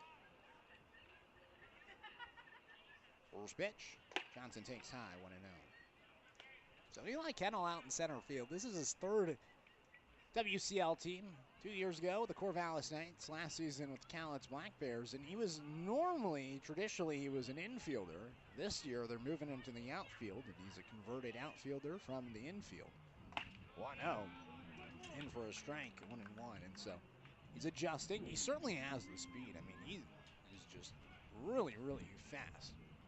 He was in right field the other day, and it just seemed like he was running everywhere, full sprint. 1-1. Outside, now 2-1. A little bit low. But he just feels like he just is a burst of energy in the outfield. 2-1. Bounces in, now 3-1. Johnson a ball away from walking for the third time today.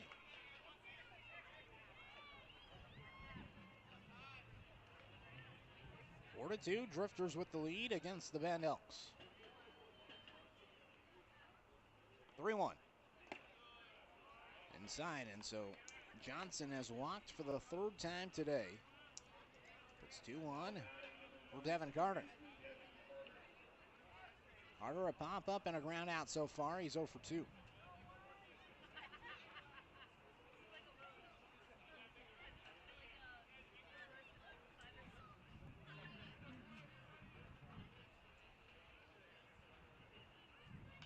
First pitch swinging for Carter, lifts it in the air towards Kennel in center field. He makes the catch for the final round. 2 walks, 2 left stranded, no hits, no runs, no errors. We'll head now to the bottom of the 6th inning. Springfield leading. It's 4 to 2 here on the Drifters live stream.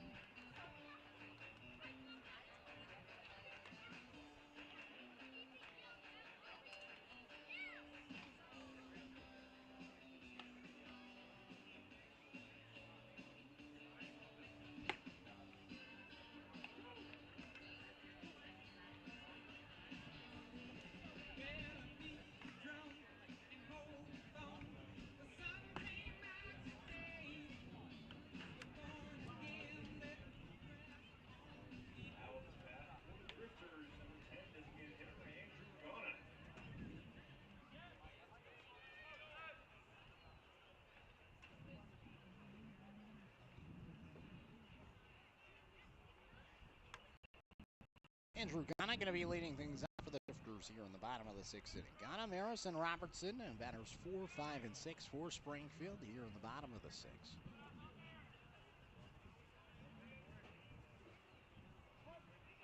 First of 3 games this weekend. As the first pitch to Ghana, in for a strike on 1. First weekend stand of the year for Springfield. And it feels great to be here during the weekend.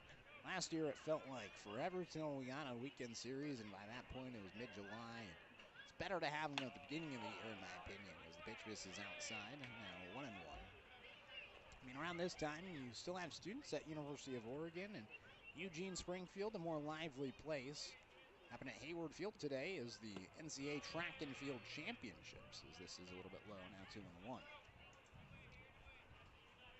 The NCAA Track and Field Championships are in Eugene right now. Tracktown, USA at Hayward Field. Man, is that facility excellent. 2-1, high chopper to third. Callan Fields takes his time and throws to first to retire Ghana. Brings up Elijah Maris, 1 for 2 today with a single and a run scored.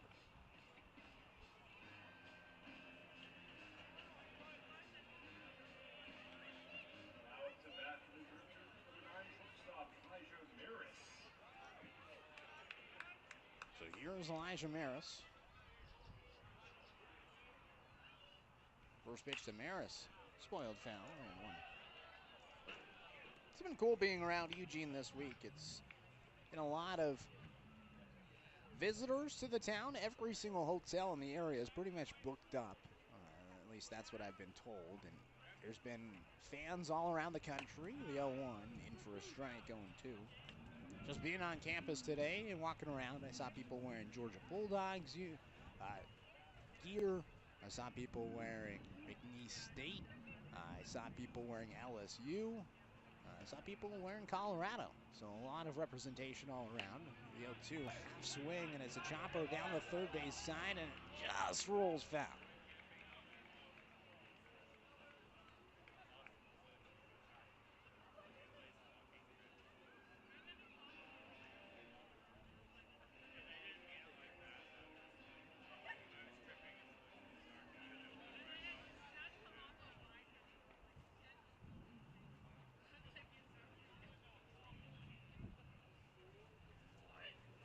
So we'll do the 0-2 once again to Maris.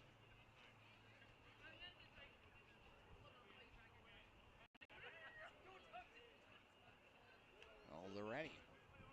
Lines, fires. Outside, 1-2.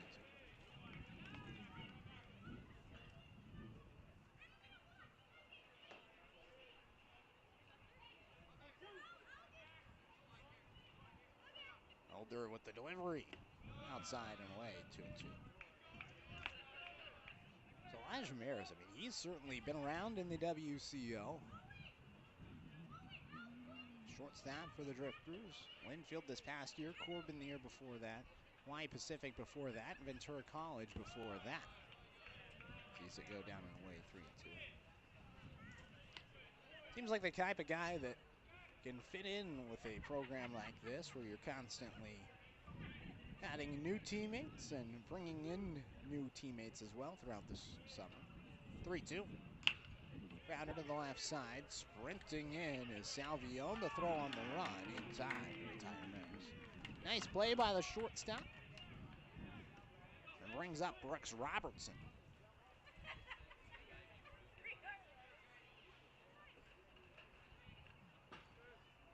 Robertson a hit by pitch and a ground out. Left-handed hitter digs in. 4-2, Springfield with the lead at bottom of the 6th inning. 5 hits for Springfield, and now another hit by pitch to Robertson. They'll take it.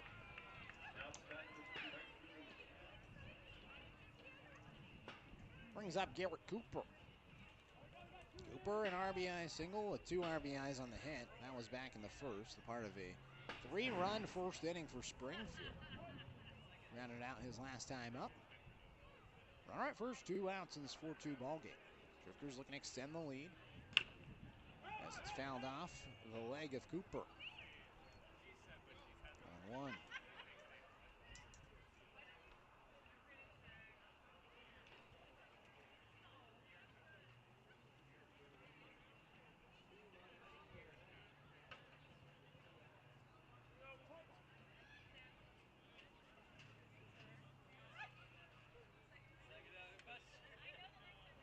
Here's the 0-1. Grounded through the 4-3 hole into right field. Robertson stops at second. And it's a single by Garrett Cooper as he continues his success this season. In his last couple of games, he had hits, and he's now he's 5 for 7 on the year.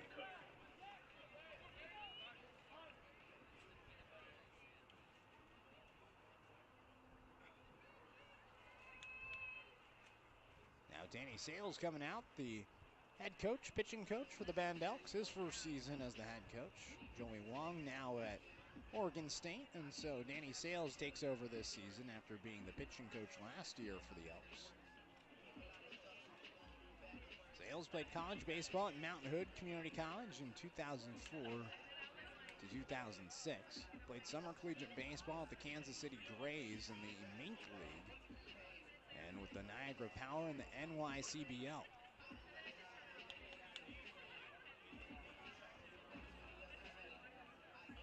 Currently the head baseball coach at South Eugene High School, and went to Seattle University where he was a volunteer assistant.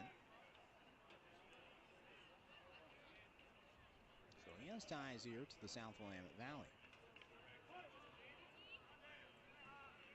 Here's Dane Woodcook with 2 on and 2 out in this 4-2 ball game in the bottom of the 6th. First pitch. Cuts in for a strike. 1-1.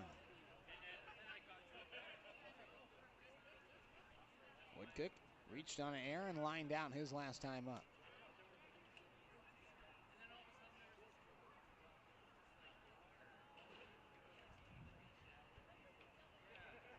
0-1. High chopper to the left side, and it's actually off of the leg of Woodcook. No balls, 2 strikes to the New Mexico State product. How about this today? Woodcook versus Burke.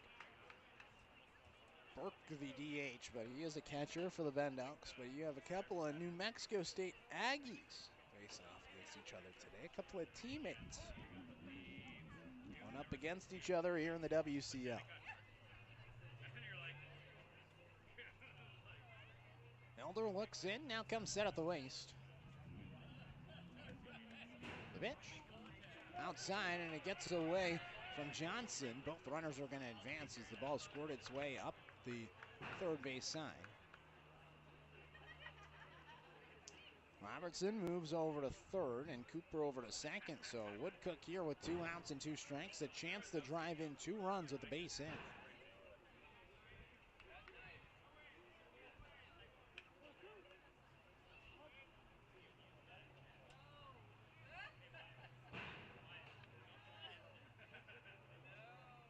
The 1-2. High. 2-2.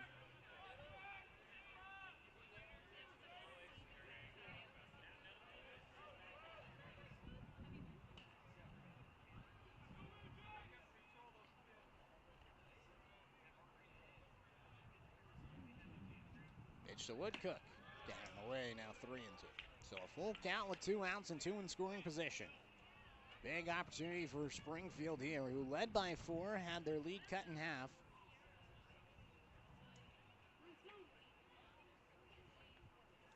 Now a chance to push it back to 4.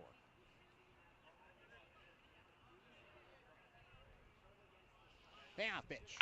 Woodcook rounder to the left side, and it's a diving play by the shortstop Salvione to keep it from going into left field. But 1 run comes in on the infield hit by Dane Woodcook, and the lead's extended to 3. It's 5-2.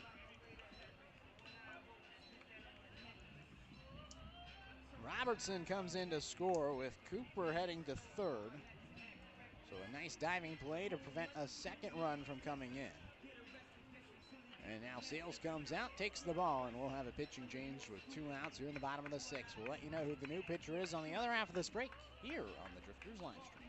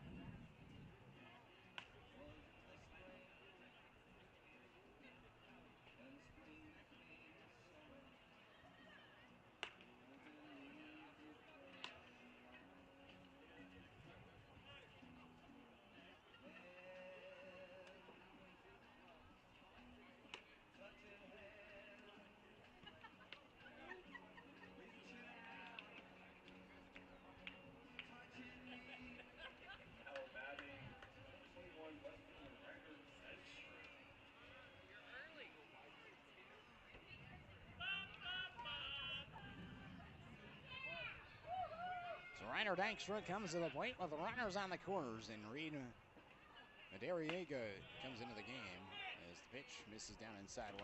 Madariaga, the right-hander from Hawaii, Cumberland University product, in for the third time this season for the Bend Elks. Comes in for Jackson Elder, 5 2/3 innings pitched. The 1-0 runner's going to go, and it was high in sight. It's called the ball, and sliding into second safely is Woodcook. Now 2 runners in scoring position after the stolen base by Woodcook. Still just 1 cat-stealing attempt this season for Springfield. Been excellent on the base paths this year. So now Dykstra, a chance for a couple of RBIs here with a base hit. The 2-0. Down and away. 3-0. Madariaga this season,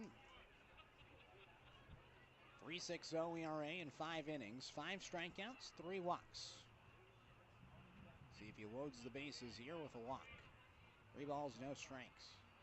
The pitch. Called a strike.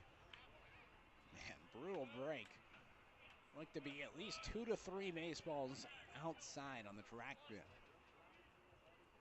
Dykstra thought he was heading to first with a walk. The expanded box keeps him in. Time's going to be called by Dykstra. So Madariaga, a 4-inning performance with a win against Walla Walla. Gave up 2 runs and 5 hits. And now this is a ball. This is outside, and the bases are loaded.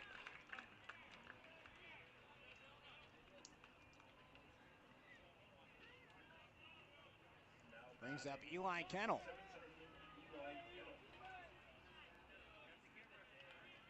So bases loaded for Kennel, who's hitless so far today. 0 for 3, couple of groundouts to second and 1 to first. First pitch to Kennel. Breaks down and inside near the ankles, 1-0.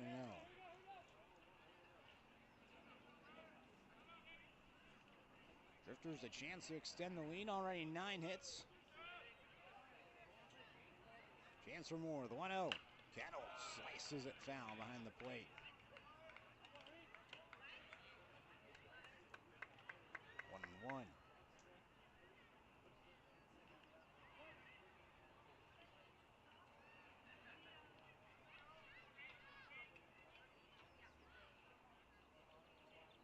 1-1. Kennel, a big cut and a miss. 1-2.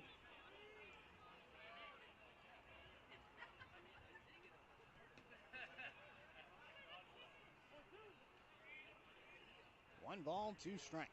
With 2 outs and the bases loaded. 5-2, Springfield leading here in the bottom of the 6th. The pitch. Kennel goes down looking. Called strike 3 on the outside part of the plate. Madariaga gets away with just the 1 run coming in on the infield single by Dane Woodcook. We'll now head to the 7th, 5-2, Springfield leading here on the Drifters Live Show.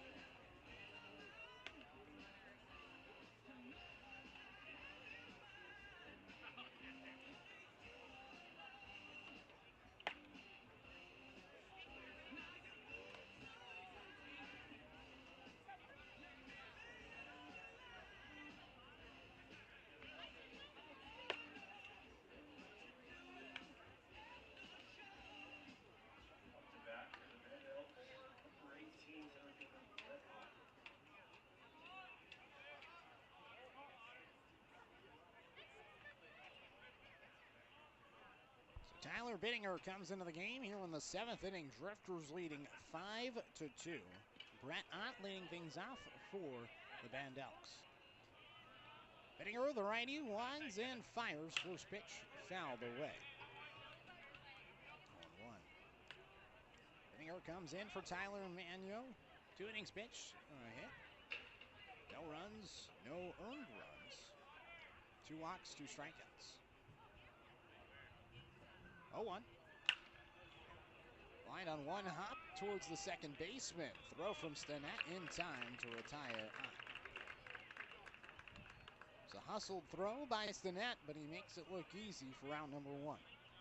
Brings up Vinny Salvione. Line out, single, a run, and a ground out. So 1-for-3 day for Salvione, the shortstop. Wearing those purple University of Portland batting gloves. You just know a kid's from the University of Portland when you see those batting gloves. It's every year. The L1 bounces in 1-0. I mean, it's just so distinct in the WCL. Jace Miller, who's actually on the Bend Elks this season, he was with the Drifters last year. Same thing. University of Portland kid, those purple batting gloves. 1-0. Misses his own low, now 2-0. And Jackson Elder, the right-hander for Bend that started the game. He had the red Utah cleats, so you could tell that he was a Ute. The 2-0. Outside now 3-0, but Bittinger, he's a junior college guy from Chemeketa Community College. He just has the white cleats. It looks clean. It looks like he's a part of the Drifters. No collegiate alliance yet. He's looking for a new home. 2 seasons at Chemeketa. 3-0. Fired in for a strike. 3-1. This season making his 3rd appearance for the Drifters. He's thrown 5 1/3 innings. 3-1. Grounded up the first base line past the diving Robertson. Sprinting around first and heading to second is Salvione. The throw gets away from the diving play by Maris, and then it's ultimately backed up by Kinsey. But it's going to be going down as a doubler for Salvione. And Salvione puts himself in scoring position in this 5-2 ball game here in the top of the 7th. So Bittinger, originally from Newport, Oregon, 5'10", 170 pounds. 3 strikeouts, 2 walks, 8 hits allowed this season.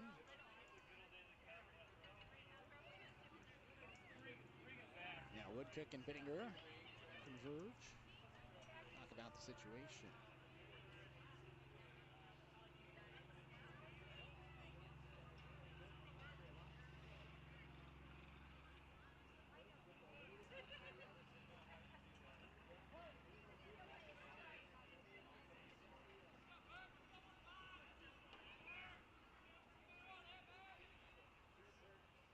First pitch from Bittinger. A little bit low to Isaiah Burke. 1-0. Burke today, a strikeout, pop up and a single. Drifters leading 5-2, top of the 7th. 2 runs on 5 hits for the Elks, 5 runs on 9 hits for Springfield. 1-0 from Bittinger. Off speed, in for a strike. Nice 73-mile-per-hour slider. 1-1. Good break on that pitch from Bittinger. 4 earned runs in the 5 1/3 innings so far this season. Looks towards second out of the plate, 1-1. Bounce towards the right side, sliding play by Stinnett. On his knees, throws the first, the stretch, not there. Really close play. Robertson was trying to keep that right toe on the bag, but could not keep it on. Burke reaches.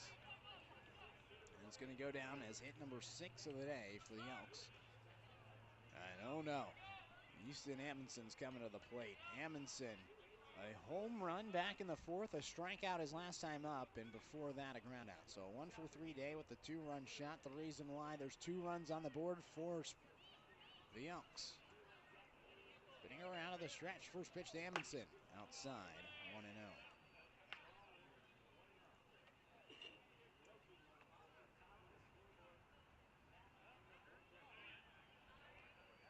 Drifters would love a double play here. 1-0. Amundsen lines it right over the gloves of the net into right center field. Coming in from third is Salvione.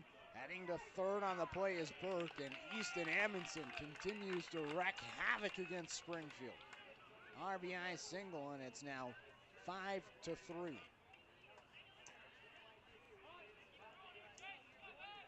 Alan Embry coming out to talk things over with his right-hander. Started this inning with a ground out to second. Since that point, double, single, single, prompting the mound conversation. Trying to settle down his pitcher from Chemeketa Community College. Two-way player at Chemeketa, but living that PO lifestyle with the Springfield Drifters.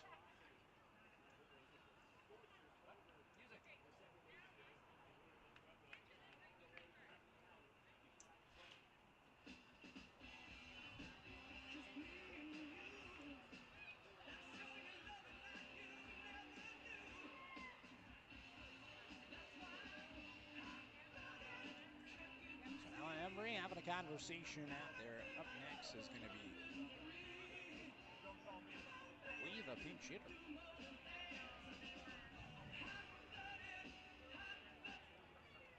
Jace Miller.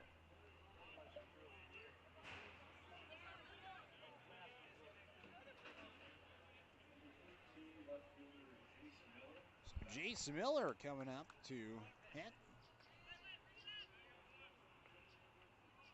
Pinch hitter for the Bend Elks in this two-run game. Tying run at first, go-ahead run at the place. It's Jace Miller.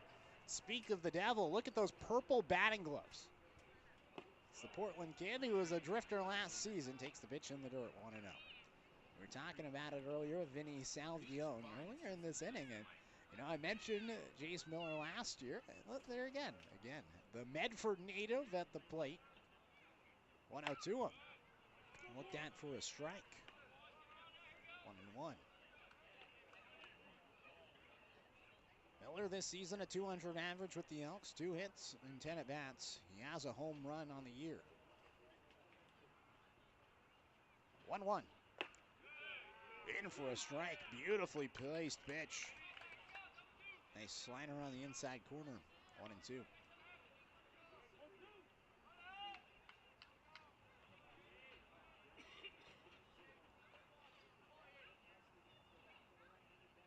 Pitch from Bittinger. In the dirt, Woodcock keeps it in front of him and keeps Amundsen at first base. 2 balls, 2 strikes now to Jace Miller.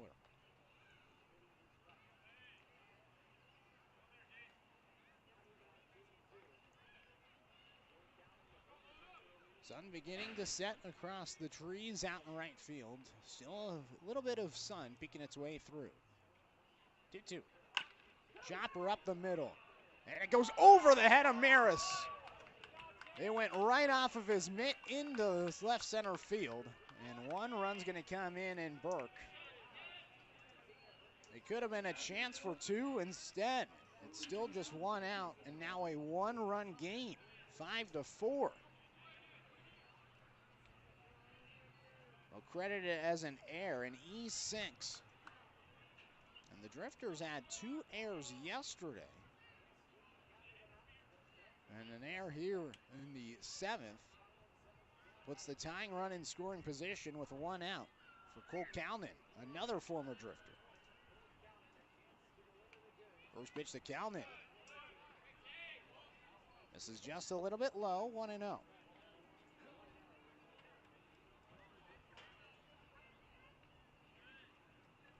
just a brutal break for the Drifters.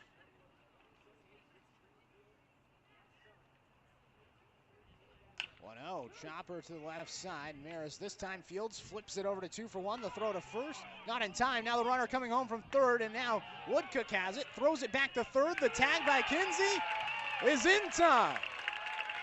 The Elks got aggressive, and it costs them. The Drifters with some defense, turning in a double play in a very unique way. It's your untraditional 6-4 3-2-5 double play to end the inning. We'll head to the bottom of the 7th 4-5, Bend trailing, Drifters with the lead here on the Drifters live stream. Inning stretch.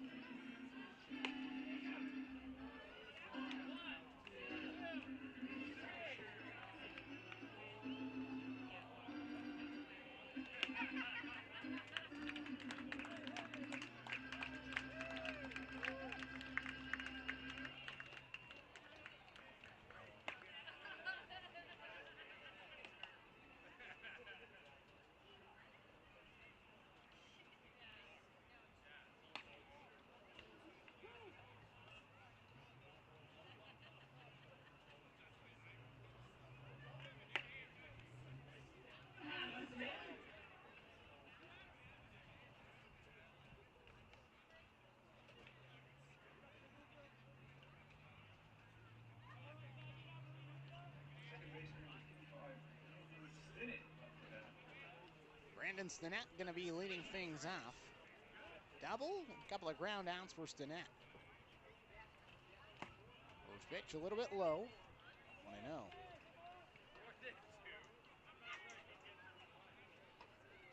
So Reed Madariaga still on the mound.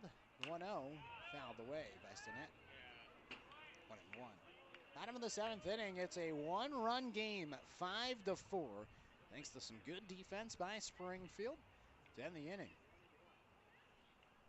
As Easton Amundsen getting a little bit aggressive, and the Drifters are able to get him in a pickle and get the out.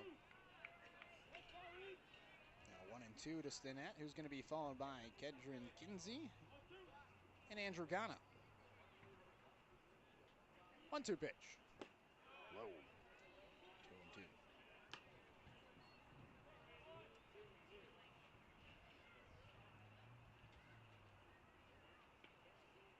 Elks up to 7 hits today. This is an Elks team that came in hitting .205 on the season. As Stinnett sent it towards left center field in the alleyway, and it drops down on one hop before Ott cuts it off before heading to the wall. A single for Stinnett. They'll bring up Kedron Kinsey. Now up to bat, baseman number 24, Kedron Kinsey. So here's Kedron Kinsey. Strikeout, ground out, and fly out. Big swing and a miss from Kinsey. 0-1.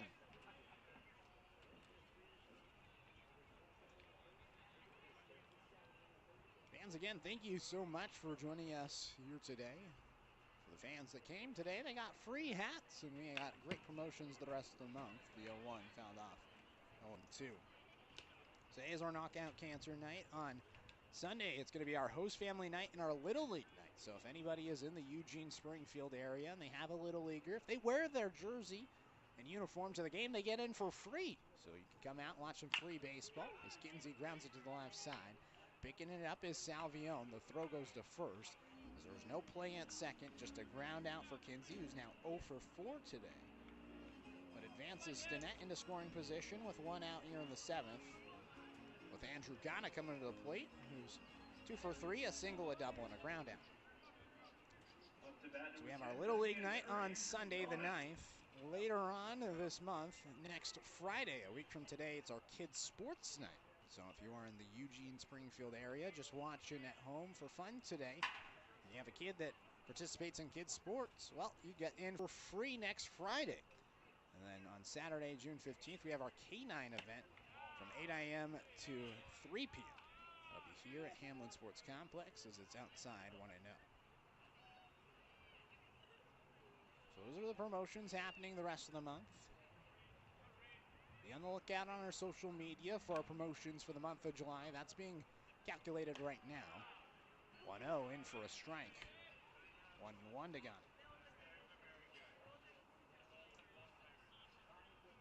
You can follow us on social media, Drifters B-Ball on Twitter and Instagram.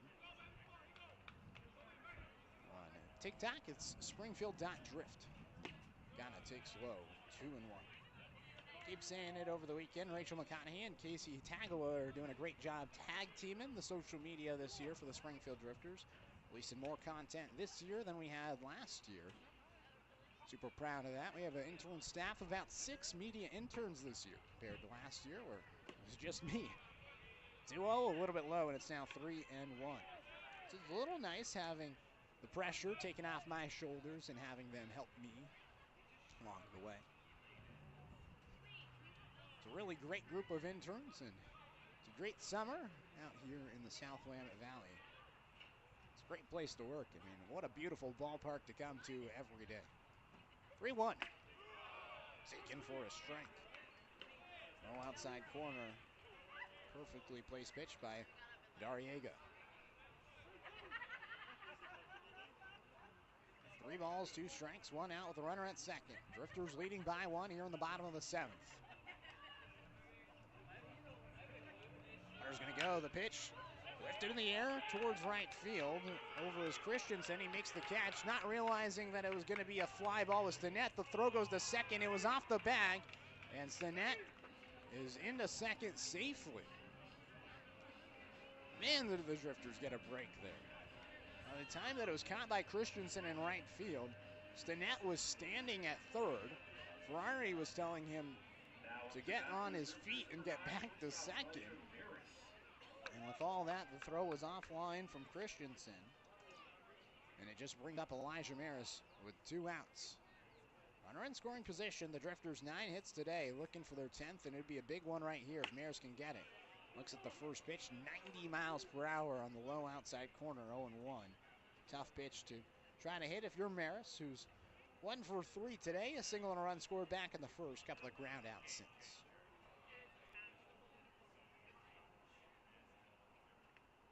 0-1. Maris waits for an off-speed pitch, flies it out towards right field. Racing towards the line and making the catch in right field is Christensen for the final out. We'll head to the 8th inning. It is 5-4. Drifters leading against the against the Bend Elks. Into the 8th after just 1 hit, 1 left stranded, no runs, no errors. To the 8th we go here on the Drifters live stream.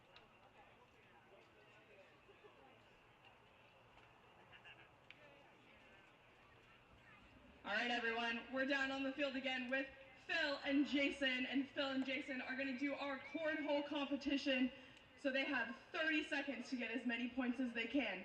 1 point is getting it on the board, 3 points if you got it in the hole. Jason and Phil, are you guys ready? Okay, we're going to start in 3, 2, 1. Oh, dirty moves from the beginning.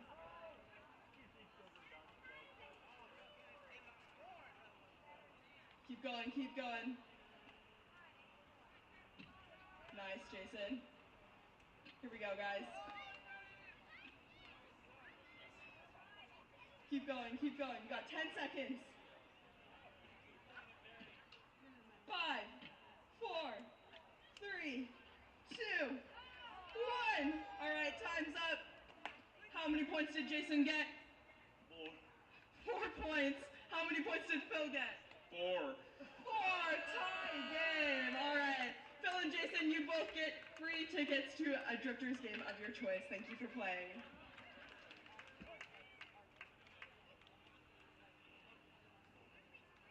New pitcher for the Drifters, number 18, Billy Dotson from Junction City, Oregon. He's 6'1", 390 pounds, right-handed senior from Ottawa University.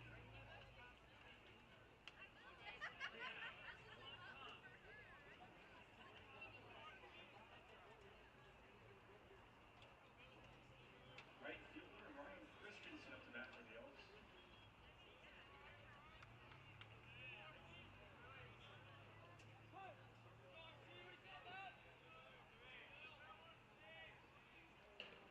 Billy Dotson, the new pitcher in the game for Springfield, throws a first pitch strike here in the top of the 8th inning. Drifters leading 5-4 against the Bend Elks. 2 hours into this ball game, Drifters leading by 1. Dotson comes in and throws a pitch that's popped in the air by Ryan Christensen. Third base side near the netting, and Kinsey can't catch it. Lost track of it, had to reach behind his shoulder, and he taps on his chest, and my fault. It just goes 0-2. So Christensen, a strikeout looking, a walk and a flyout. Drifters leading 5-4 here in the top of the 8th inning. And Dotson comes in for Tyler Bittinger, an inning pitch, 3 hits, 2 runs, 1 was earned with 0 walks and 0 strikeouts. So here is Billy Dotson, right-hander from Ottawa University out in Arizona.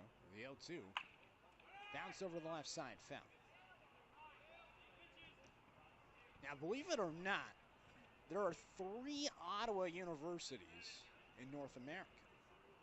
There's Ottawa University in Arizona, of course, the one that we just mentioned, where Billy Dotson plays. Then there's Ottawa University in Kansas. So there's one there. And then the 3rd Ottawa University, Ottawa, Ontario, Canada, obviously. But he plays at the Ottawa University in Arizona. Dotson comes in for Bittinger. And now the right-hander, who's playing for the Drifters for the 2nd straight summer, goes to work. 0-2. Bounces in. 1-2. Dotson 0-1 this season with Springfield. Picked up the loss in a 2-0 loss against Yakima Valley. Gave up just 1 hit. Walked as this is fouled off.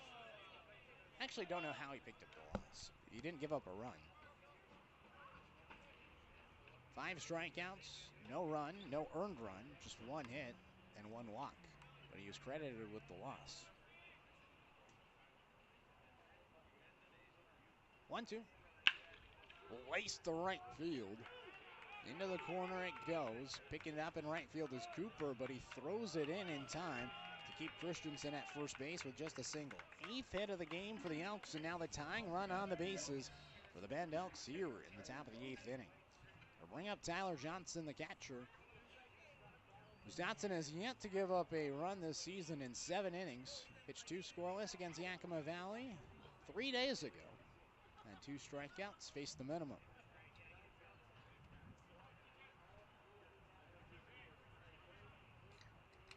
First pitch, in for a strike, 0-1. Johnson has yet to register an at-bat today. In fact, he's reached base 3 times on walks. Big on-base percentage today for Johnson. 0-1. Half swing. He went around. 0-2.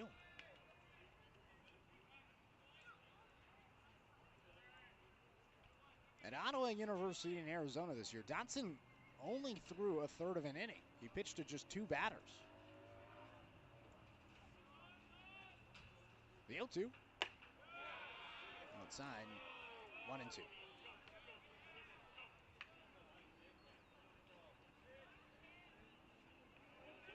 He just threw 2 pitches to 2 batters all year and got 1 out. That was it for Dotson at Ottawa this year. 1-2, worked that a little bit low and outside. 2-2. In fact, what happened was with 2 on and 2 outs against William Jessup back in March, he threw a pitch and it hit the first batter, loaded the bases, and then the next pitch he got a fly out to center field to end the inning, and that was it for him on the year. So he gets ground ball to Maris, the shortstop here. Goes to 2 for 1, no throw to first. So a 6-4 fielder's choice play. Retires Christensen at second, but puts Johnson at first base and brings up now a pinch hitter. Devin Carter gets taken out, and now Luke Reese comes in.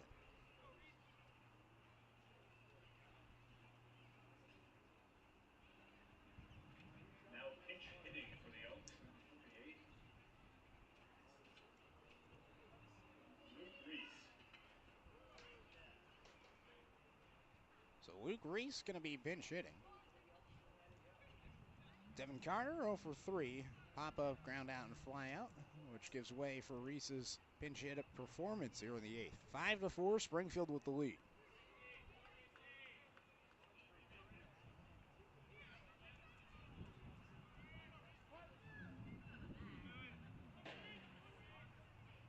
First pitch. Gets past Woodcook and up the first base side. Advancing the tying run into scoring position. So now things a little bit more intense.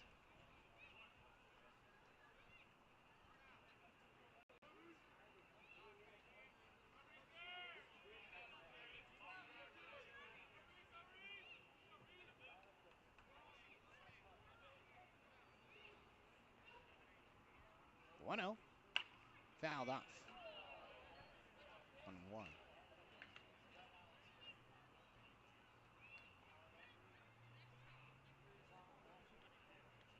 Reese here batting with a 158 average this season. 3 hits and 19 at-bats. He has a double and 2 RBIs.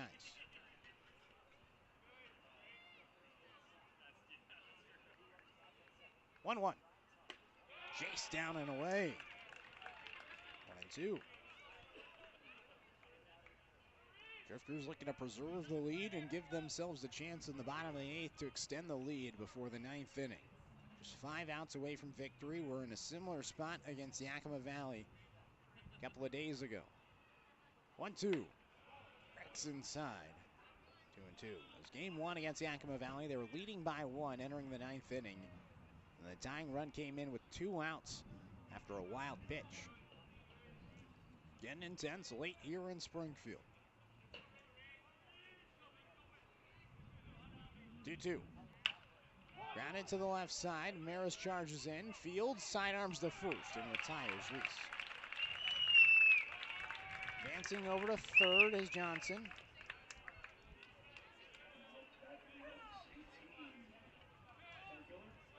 And it brings up Brett Ott, who's hitless so far today. A couple of ground outs, a line out, and a strikeout.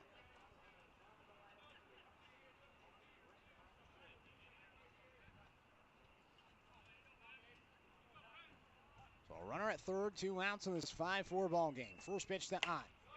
Cut out and miss. Nice pitch by Dotson. Off the edge of the plate, 0-1.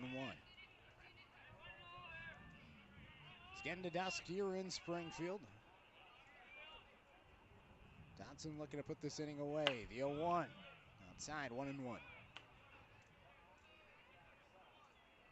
Dotson last season for Springfield went 1-2 in 5 starts and 12 appearances. 1-1. Outside, 2-1. At a 7.83 ERA, 33 1/3 innings pitch.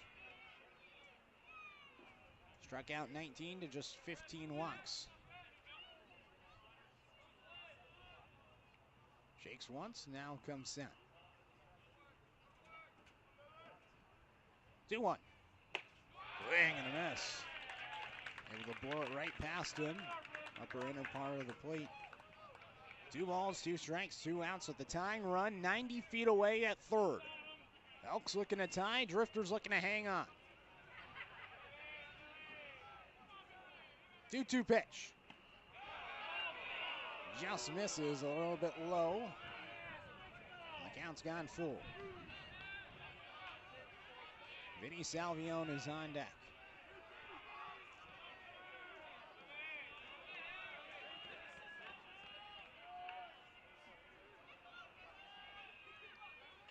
Payoff pitch. Fouled off.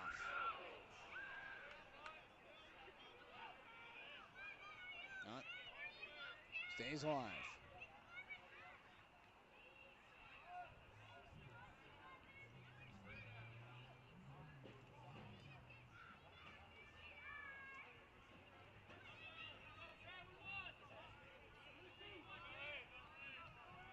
Dotson ready. The payoff pitch. Here it is. Hit him.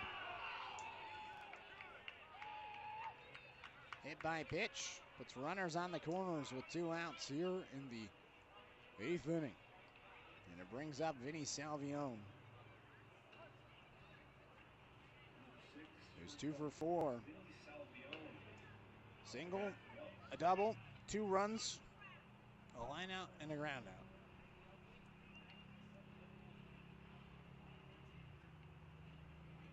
May get a pinch runner here. Times is being called. And maybe just Ben talking strategy here.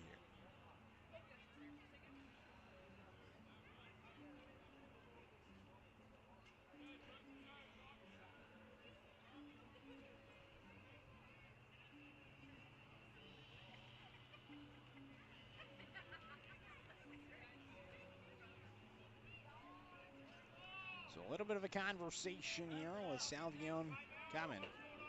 I wonder if they're going to talk about maybe the potential for a delayed steal, trying to get that runner at third. We'll see how the Drifters play this defensively.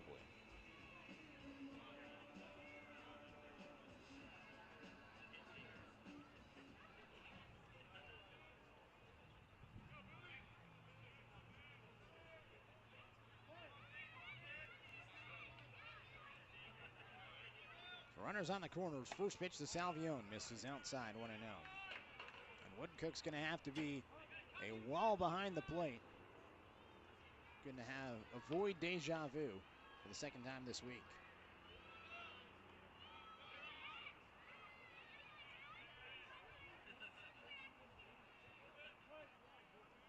One ball, no strikes. The pitch. Fouled off. 1-1.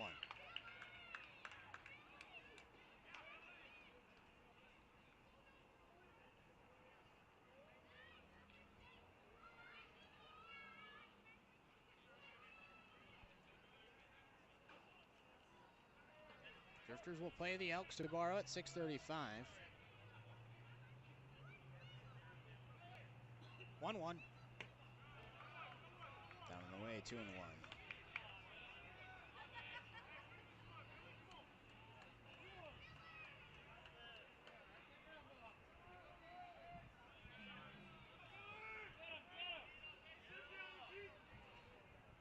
One lifted in the air towards center field, and it drops down for a base hit. The Elks have tied the game, sprinting around second and coming to third on the play is up.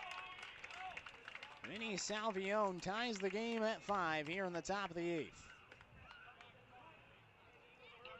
Kendall watched it fall right in front of him as Tyler Johnson comes in to score. And now the go-ahead run 90 feet away.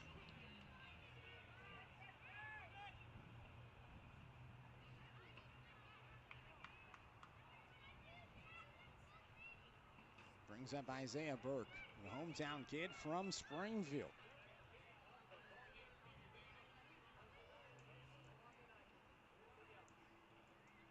Brutal break for the Drifters, who led 4-0 today.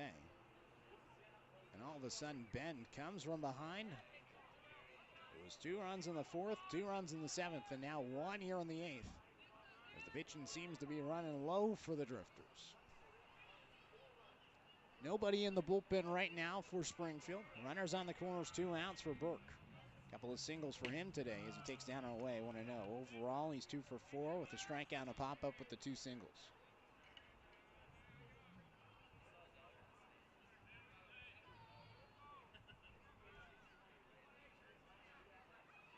The 1-0. Line to left field, and the Elks have the lead. The Springfield native, Isaiah Burke, comes through for the Bend Elks. And it is 6-5.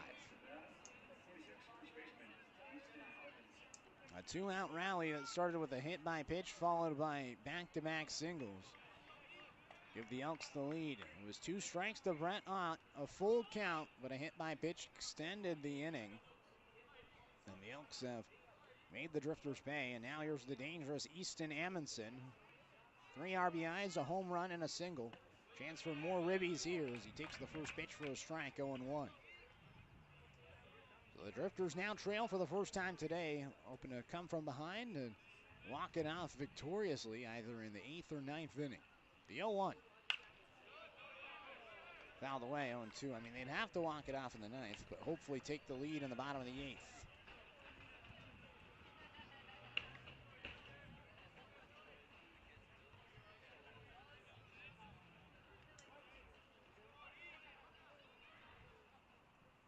0-2.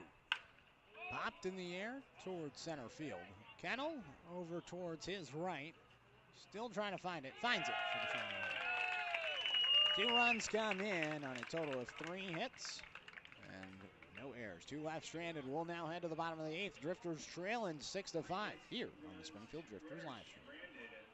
After 7.5 innings, Elks currently lead 6-5.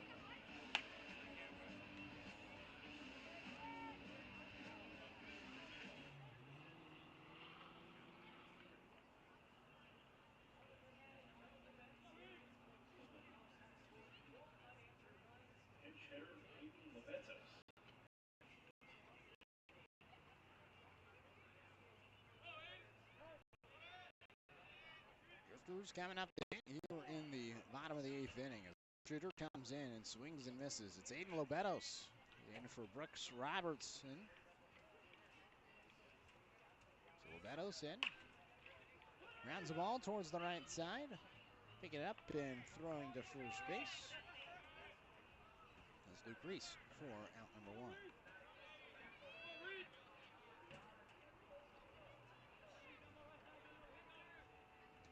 Reed Madariaga still in the game for the Bend Elks, and it brings up Garrett Cooper.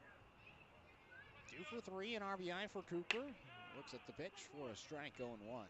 Good start to the year for Cooper. 5 for 7 in his at-bat so far. Left-handed hitter from Lower Columbia at the plate. Reaches for a pitch and lines it to left field, and he stays hot. 6 for 8 to begin his summer.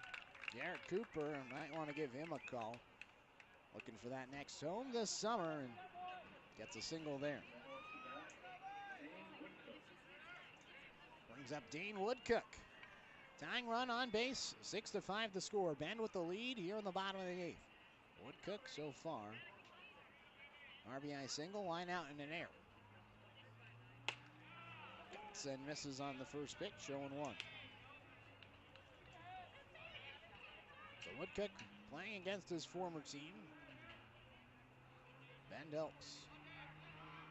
The 0-1. A little bit low, 1-1. We saw it last inning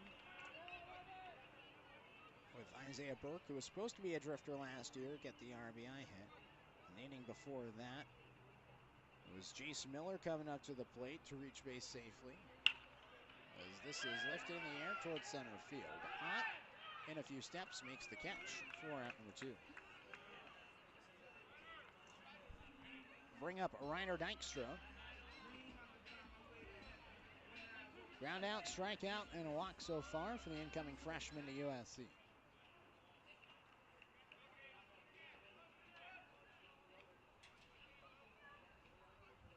First pitch. Runner goes, and it's fouled back. 0-1. Now batting left fielder number 21, Ryder Dykstra.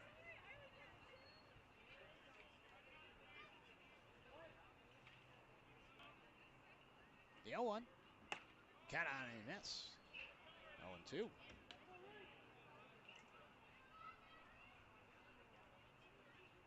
So Dykstra with runner at first, 2 strikes and 2 outs. Each team with 10 hits now, with 6 runs for the Elks to 5 for Springfield. 2 runners going, and it's foul tipped into the mitt of Johnson, the catcher, and that'll do it for Springfield in the bottom of the 8th. 1 hit, 1 runner left stranded. No runs, no errors. We'll head now to the 9th inning. 6-5 the score. Bend with the lead here on the Drifters live stream. One runner stranded after 8 innings. Elks lead 6-5 after 8.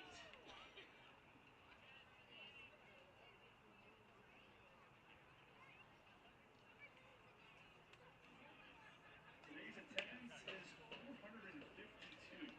Thank you, Drifter fans, for coming out and showing your support tonight.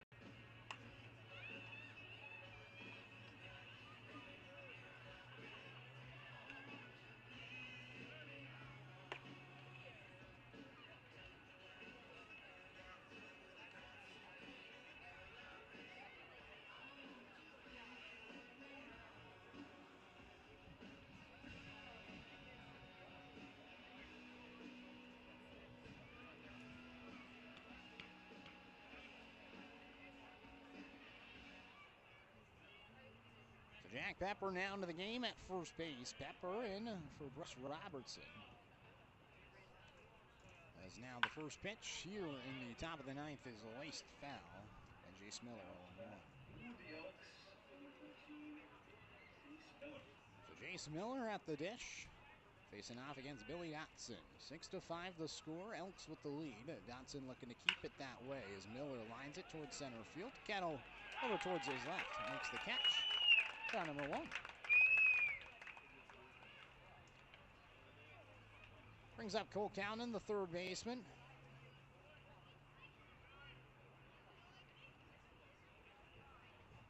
Drifters, who led for a majority of this game, now trail for the first time today. It's been 2 runs the last 2 innings for Bend. No runs last 2 innings for Springfield. As Dotson comes in with a strike, 0-1. So a couple of former teammates facing off here. Dotson versus Cownan, the 0-1. Looked at for a strike. 0-2.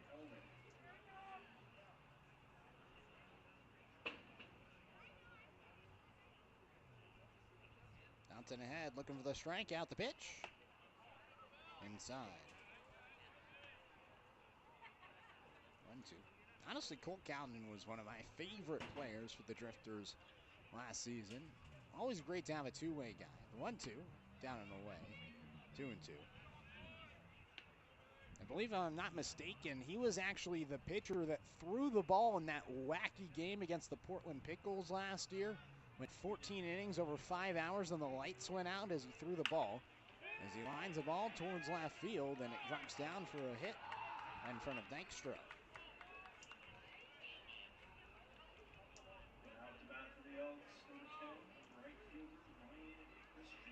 Brings up Ryan Christensen. Strikeout, walk, fly out, and a single. Runner at first, 1 out. Here in Springfield.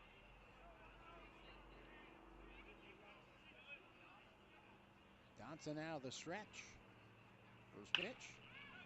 Grounded foul up the first base side, 0-1. Man, was that a wonky game. I mean, just 5-hour baseball game. That's a lot. And then just absolute chaos. Not only did the lights go out, but they turned it back on. They could only turn them back on for 15 minutes because it was at a public park in Portland, Walker Stadium.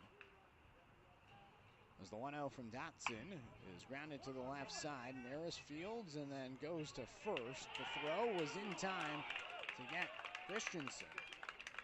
Just beat him by half a step. Advancing over to second is Cownan. So they extended the lights after they went out, and then nobody thought about at 12:15 in the morning the sprinklers going on. So that happened. There was water, there was the lights. They didn't even finish the game. They had to play that later, and then the next game it got rained out. And Cole Cownan, he was the pitcher. dancing around at second as the pitch goes down and away. 1-0 to Tyler Johnson.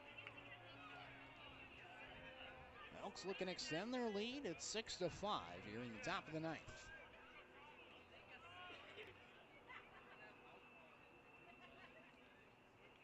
1-0. Lifted foul off the right field side. 1-1. Looking like a beautiful sunset here in Springfield.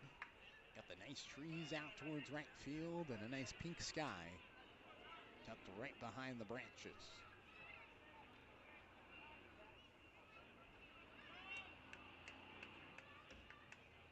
1-1. Looked at for a strike. 1-2.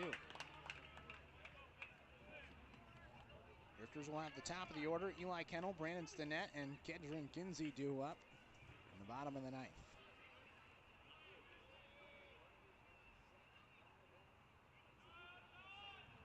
The 1-2 offering.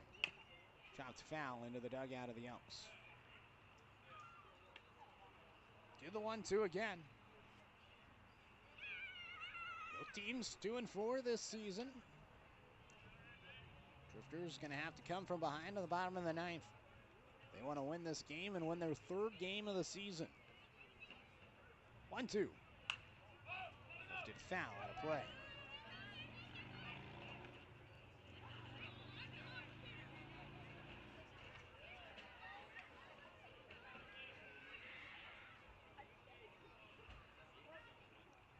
No strikeouts so far for Dotson.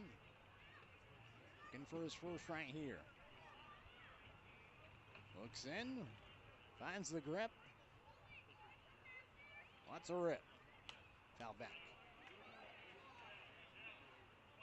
Do the 1-2 once again. And 3 foul offs with 2 strikes for Johnson at the plate.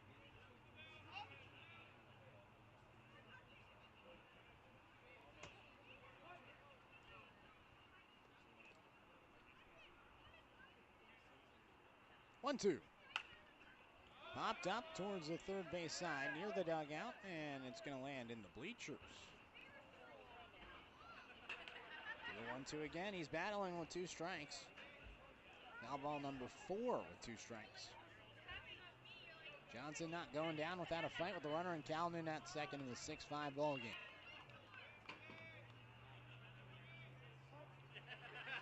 Infield playing relatively deep.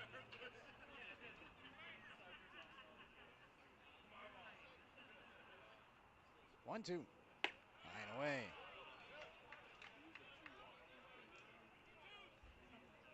Ninth pitch of the inning upcoming.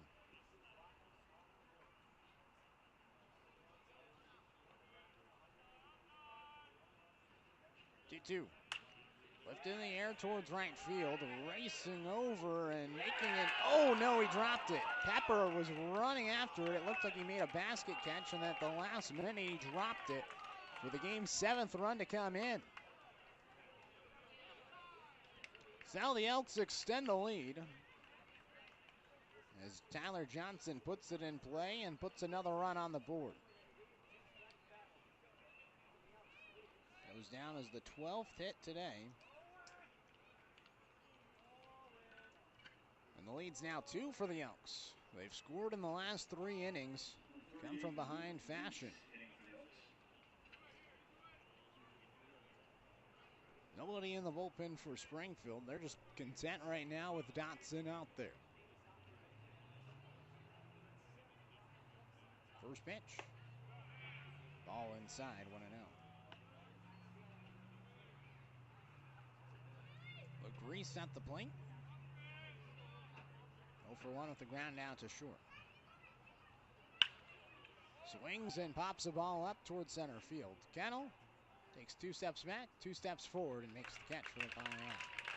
2 hits, 1 run, 1 left stranded, and no errors. We'll head to the bottom of the ninth. Drifters need 2 or more in the bottom of 9 here on the Drifters live stream. 2 hits, 1 left on base after 8.5 innings. Elks on top, 7-5.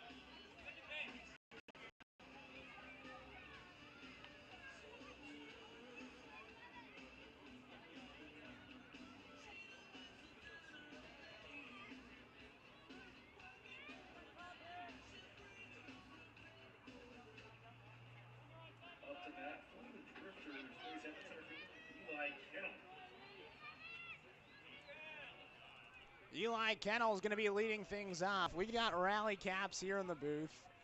Me and Alec, we have faith in this team as they trail 7-5 as we enter the bottom of the ninth. First pitch in for a strike from Dariega. 0-1 to Eli Kennel is going to be leading things off. Brandon Stinnett up next, and then Kedron Kinsey. 1-2-3. Kennel grounds the ball foul. 1-2. So the Drifters led for a majority of this game. We're up 4-0 at one point. They were up 5-2 at another. But it was 2 runs in the 7th, 2 runs in the 8th, and 1 run in the 9th to make it a 7-5 game for Bend. Now Madariaga looking to go the distance, just be the second pitcher to finish this game, as this is outside, 1-2. Jackson Elder started the game 5 2/3, 9 hits, 5 earned runs with a strikeout. Since that point, the Drifters have just had 1 hit. As Kennel fouls it back, 1-2.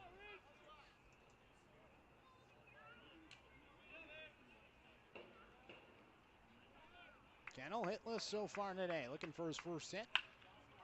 Rolls it to the right side. Amundsen fields, underhands it to the pitcher. 1 away.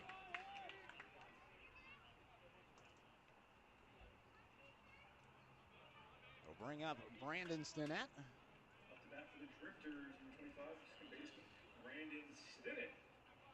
Stinnett, a double, a single, a couple of ground outs sandwiched between the hits. 7-5. Bend with the lead against Springfield here in the bottom of the 9th. First pitch to Stinnett. Bounces in, 1-0.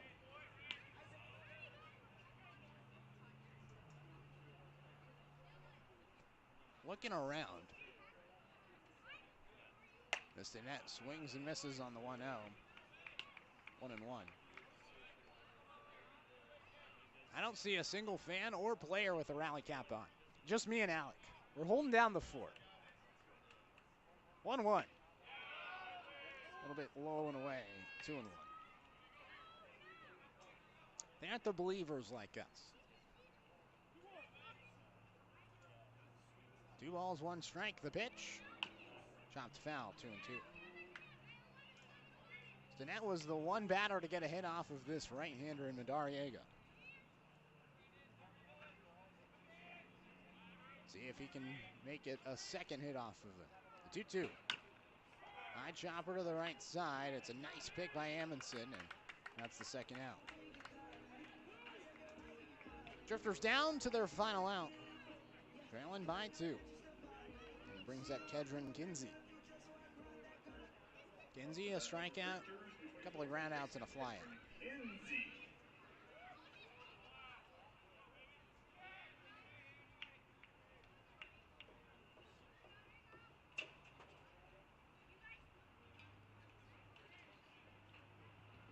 First pitch to Kinsey. Looked at for a strike, 0-1. So Kinsey looking for his first hit today. The hitter who came in 10 for 26 in at-bats, hitting .385 entering the day. The 0-1 fouled off. And the Drifters are down to their final strike. Dariega, he only has 1 strikeout. Gonna make it 2 here.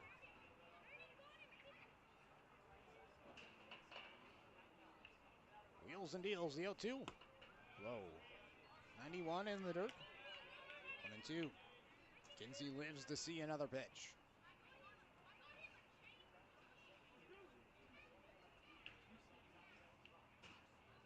The 1-2 offering. Down and away. 2-2.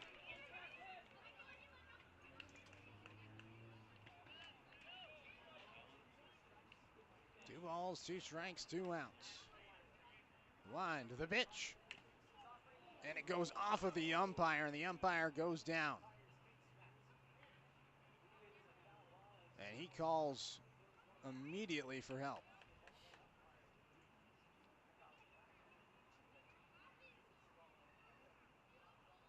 It hit him immediately, and you could see he was in pain and goes down.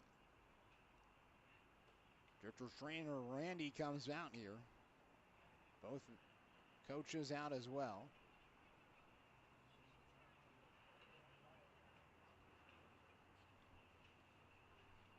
Scary play on a foul tip that escaped the catcher and hit straight into the umpire, I believe his either hand or leg.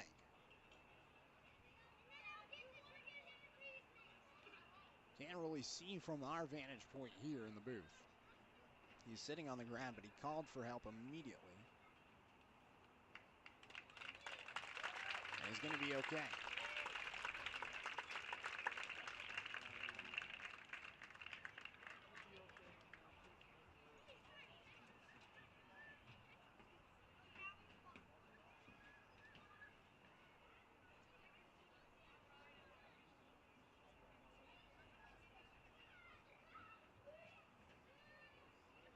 So he's going to stay in the game. 2 balls, 2 strikes, 2 outs in the 7-5 game. 2-run game in the bottom of the 9th. Springfield down to their final strike and final out. They have 10 hits today, looking to get another one here, extend the game. The 2-2. Kinsey gets jammed up and stays alive.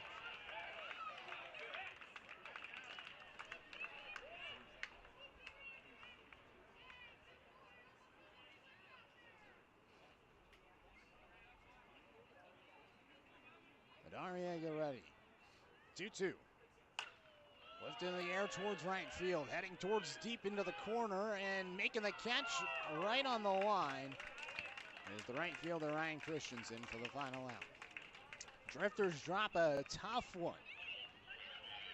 It was a game in which they led 4-0 and 5-2 late, but a total of 5 runs in the final 3 frames.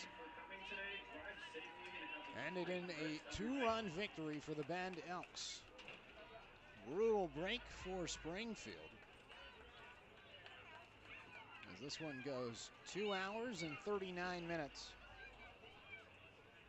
And the Elks win it 7-5. Drifters got out to a good start. 3-run first inning. Started with Brandon Sinnett having a double. Then it was a strikeout by Kedron Kinsey. Then it was a spur of hits. Single by Andrew Ghana, a single by Elijah Maris, a hit by pitch by Brooks Robertson. Garrett Cooper singled and brought 2 home, and that was it for the Drifters in the first. After that, Eli Kennel in the next inning with a couple of players got out, and it was quiet until the third. Drifters got a double by Andrew Ghana, who was able to advance the third and then come in to score after a ground out and a pass ball. Drifters then scored later on in the 6th inning. And that inning was an RBI single by Dane Woodcook. But ultimately it wasn't enough. 2 runs in the 7th, 2 in the 8th, and 1 in the 9th for the Bend Elks for a 7-5 victory against Springfield. Easton Amundsen continued his terror against Springfield. Now a total of 4 home runs in 6 games against the Springfield Drifters. He had 3 RBIs total for the Bend Elks today. And the pitching just ran a little bit short here today, as the Drifters drop now to 2-5 on the season. The Bend Elks improve now to 3-4 this year and take game number 1 of the 3-game series. The Elks and the Drifters will be back in action tomorrow, 6:35. You can catch the pregame here on the Springfield Drifters live stream. It's going to be around 6:15 tomorrow. You can count on me to start the broadcast on time tomorrow.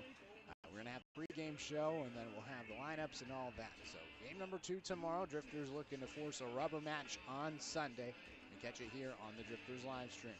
That'll do it for us. Drifters lose in 2 hours and 39 minutes, 7-5. I'm Knight Jarecki saying so long from Springfield. See you tomorrow. Game number 2 of the series here on the Drifters live stream.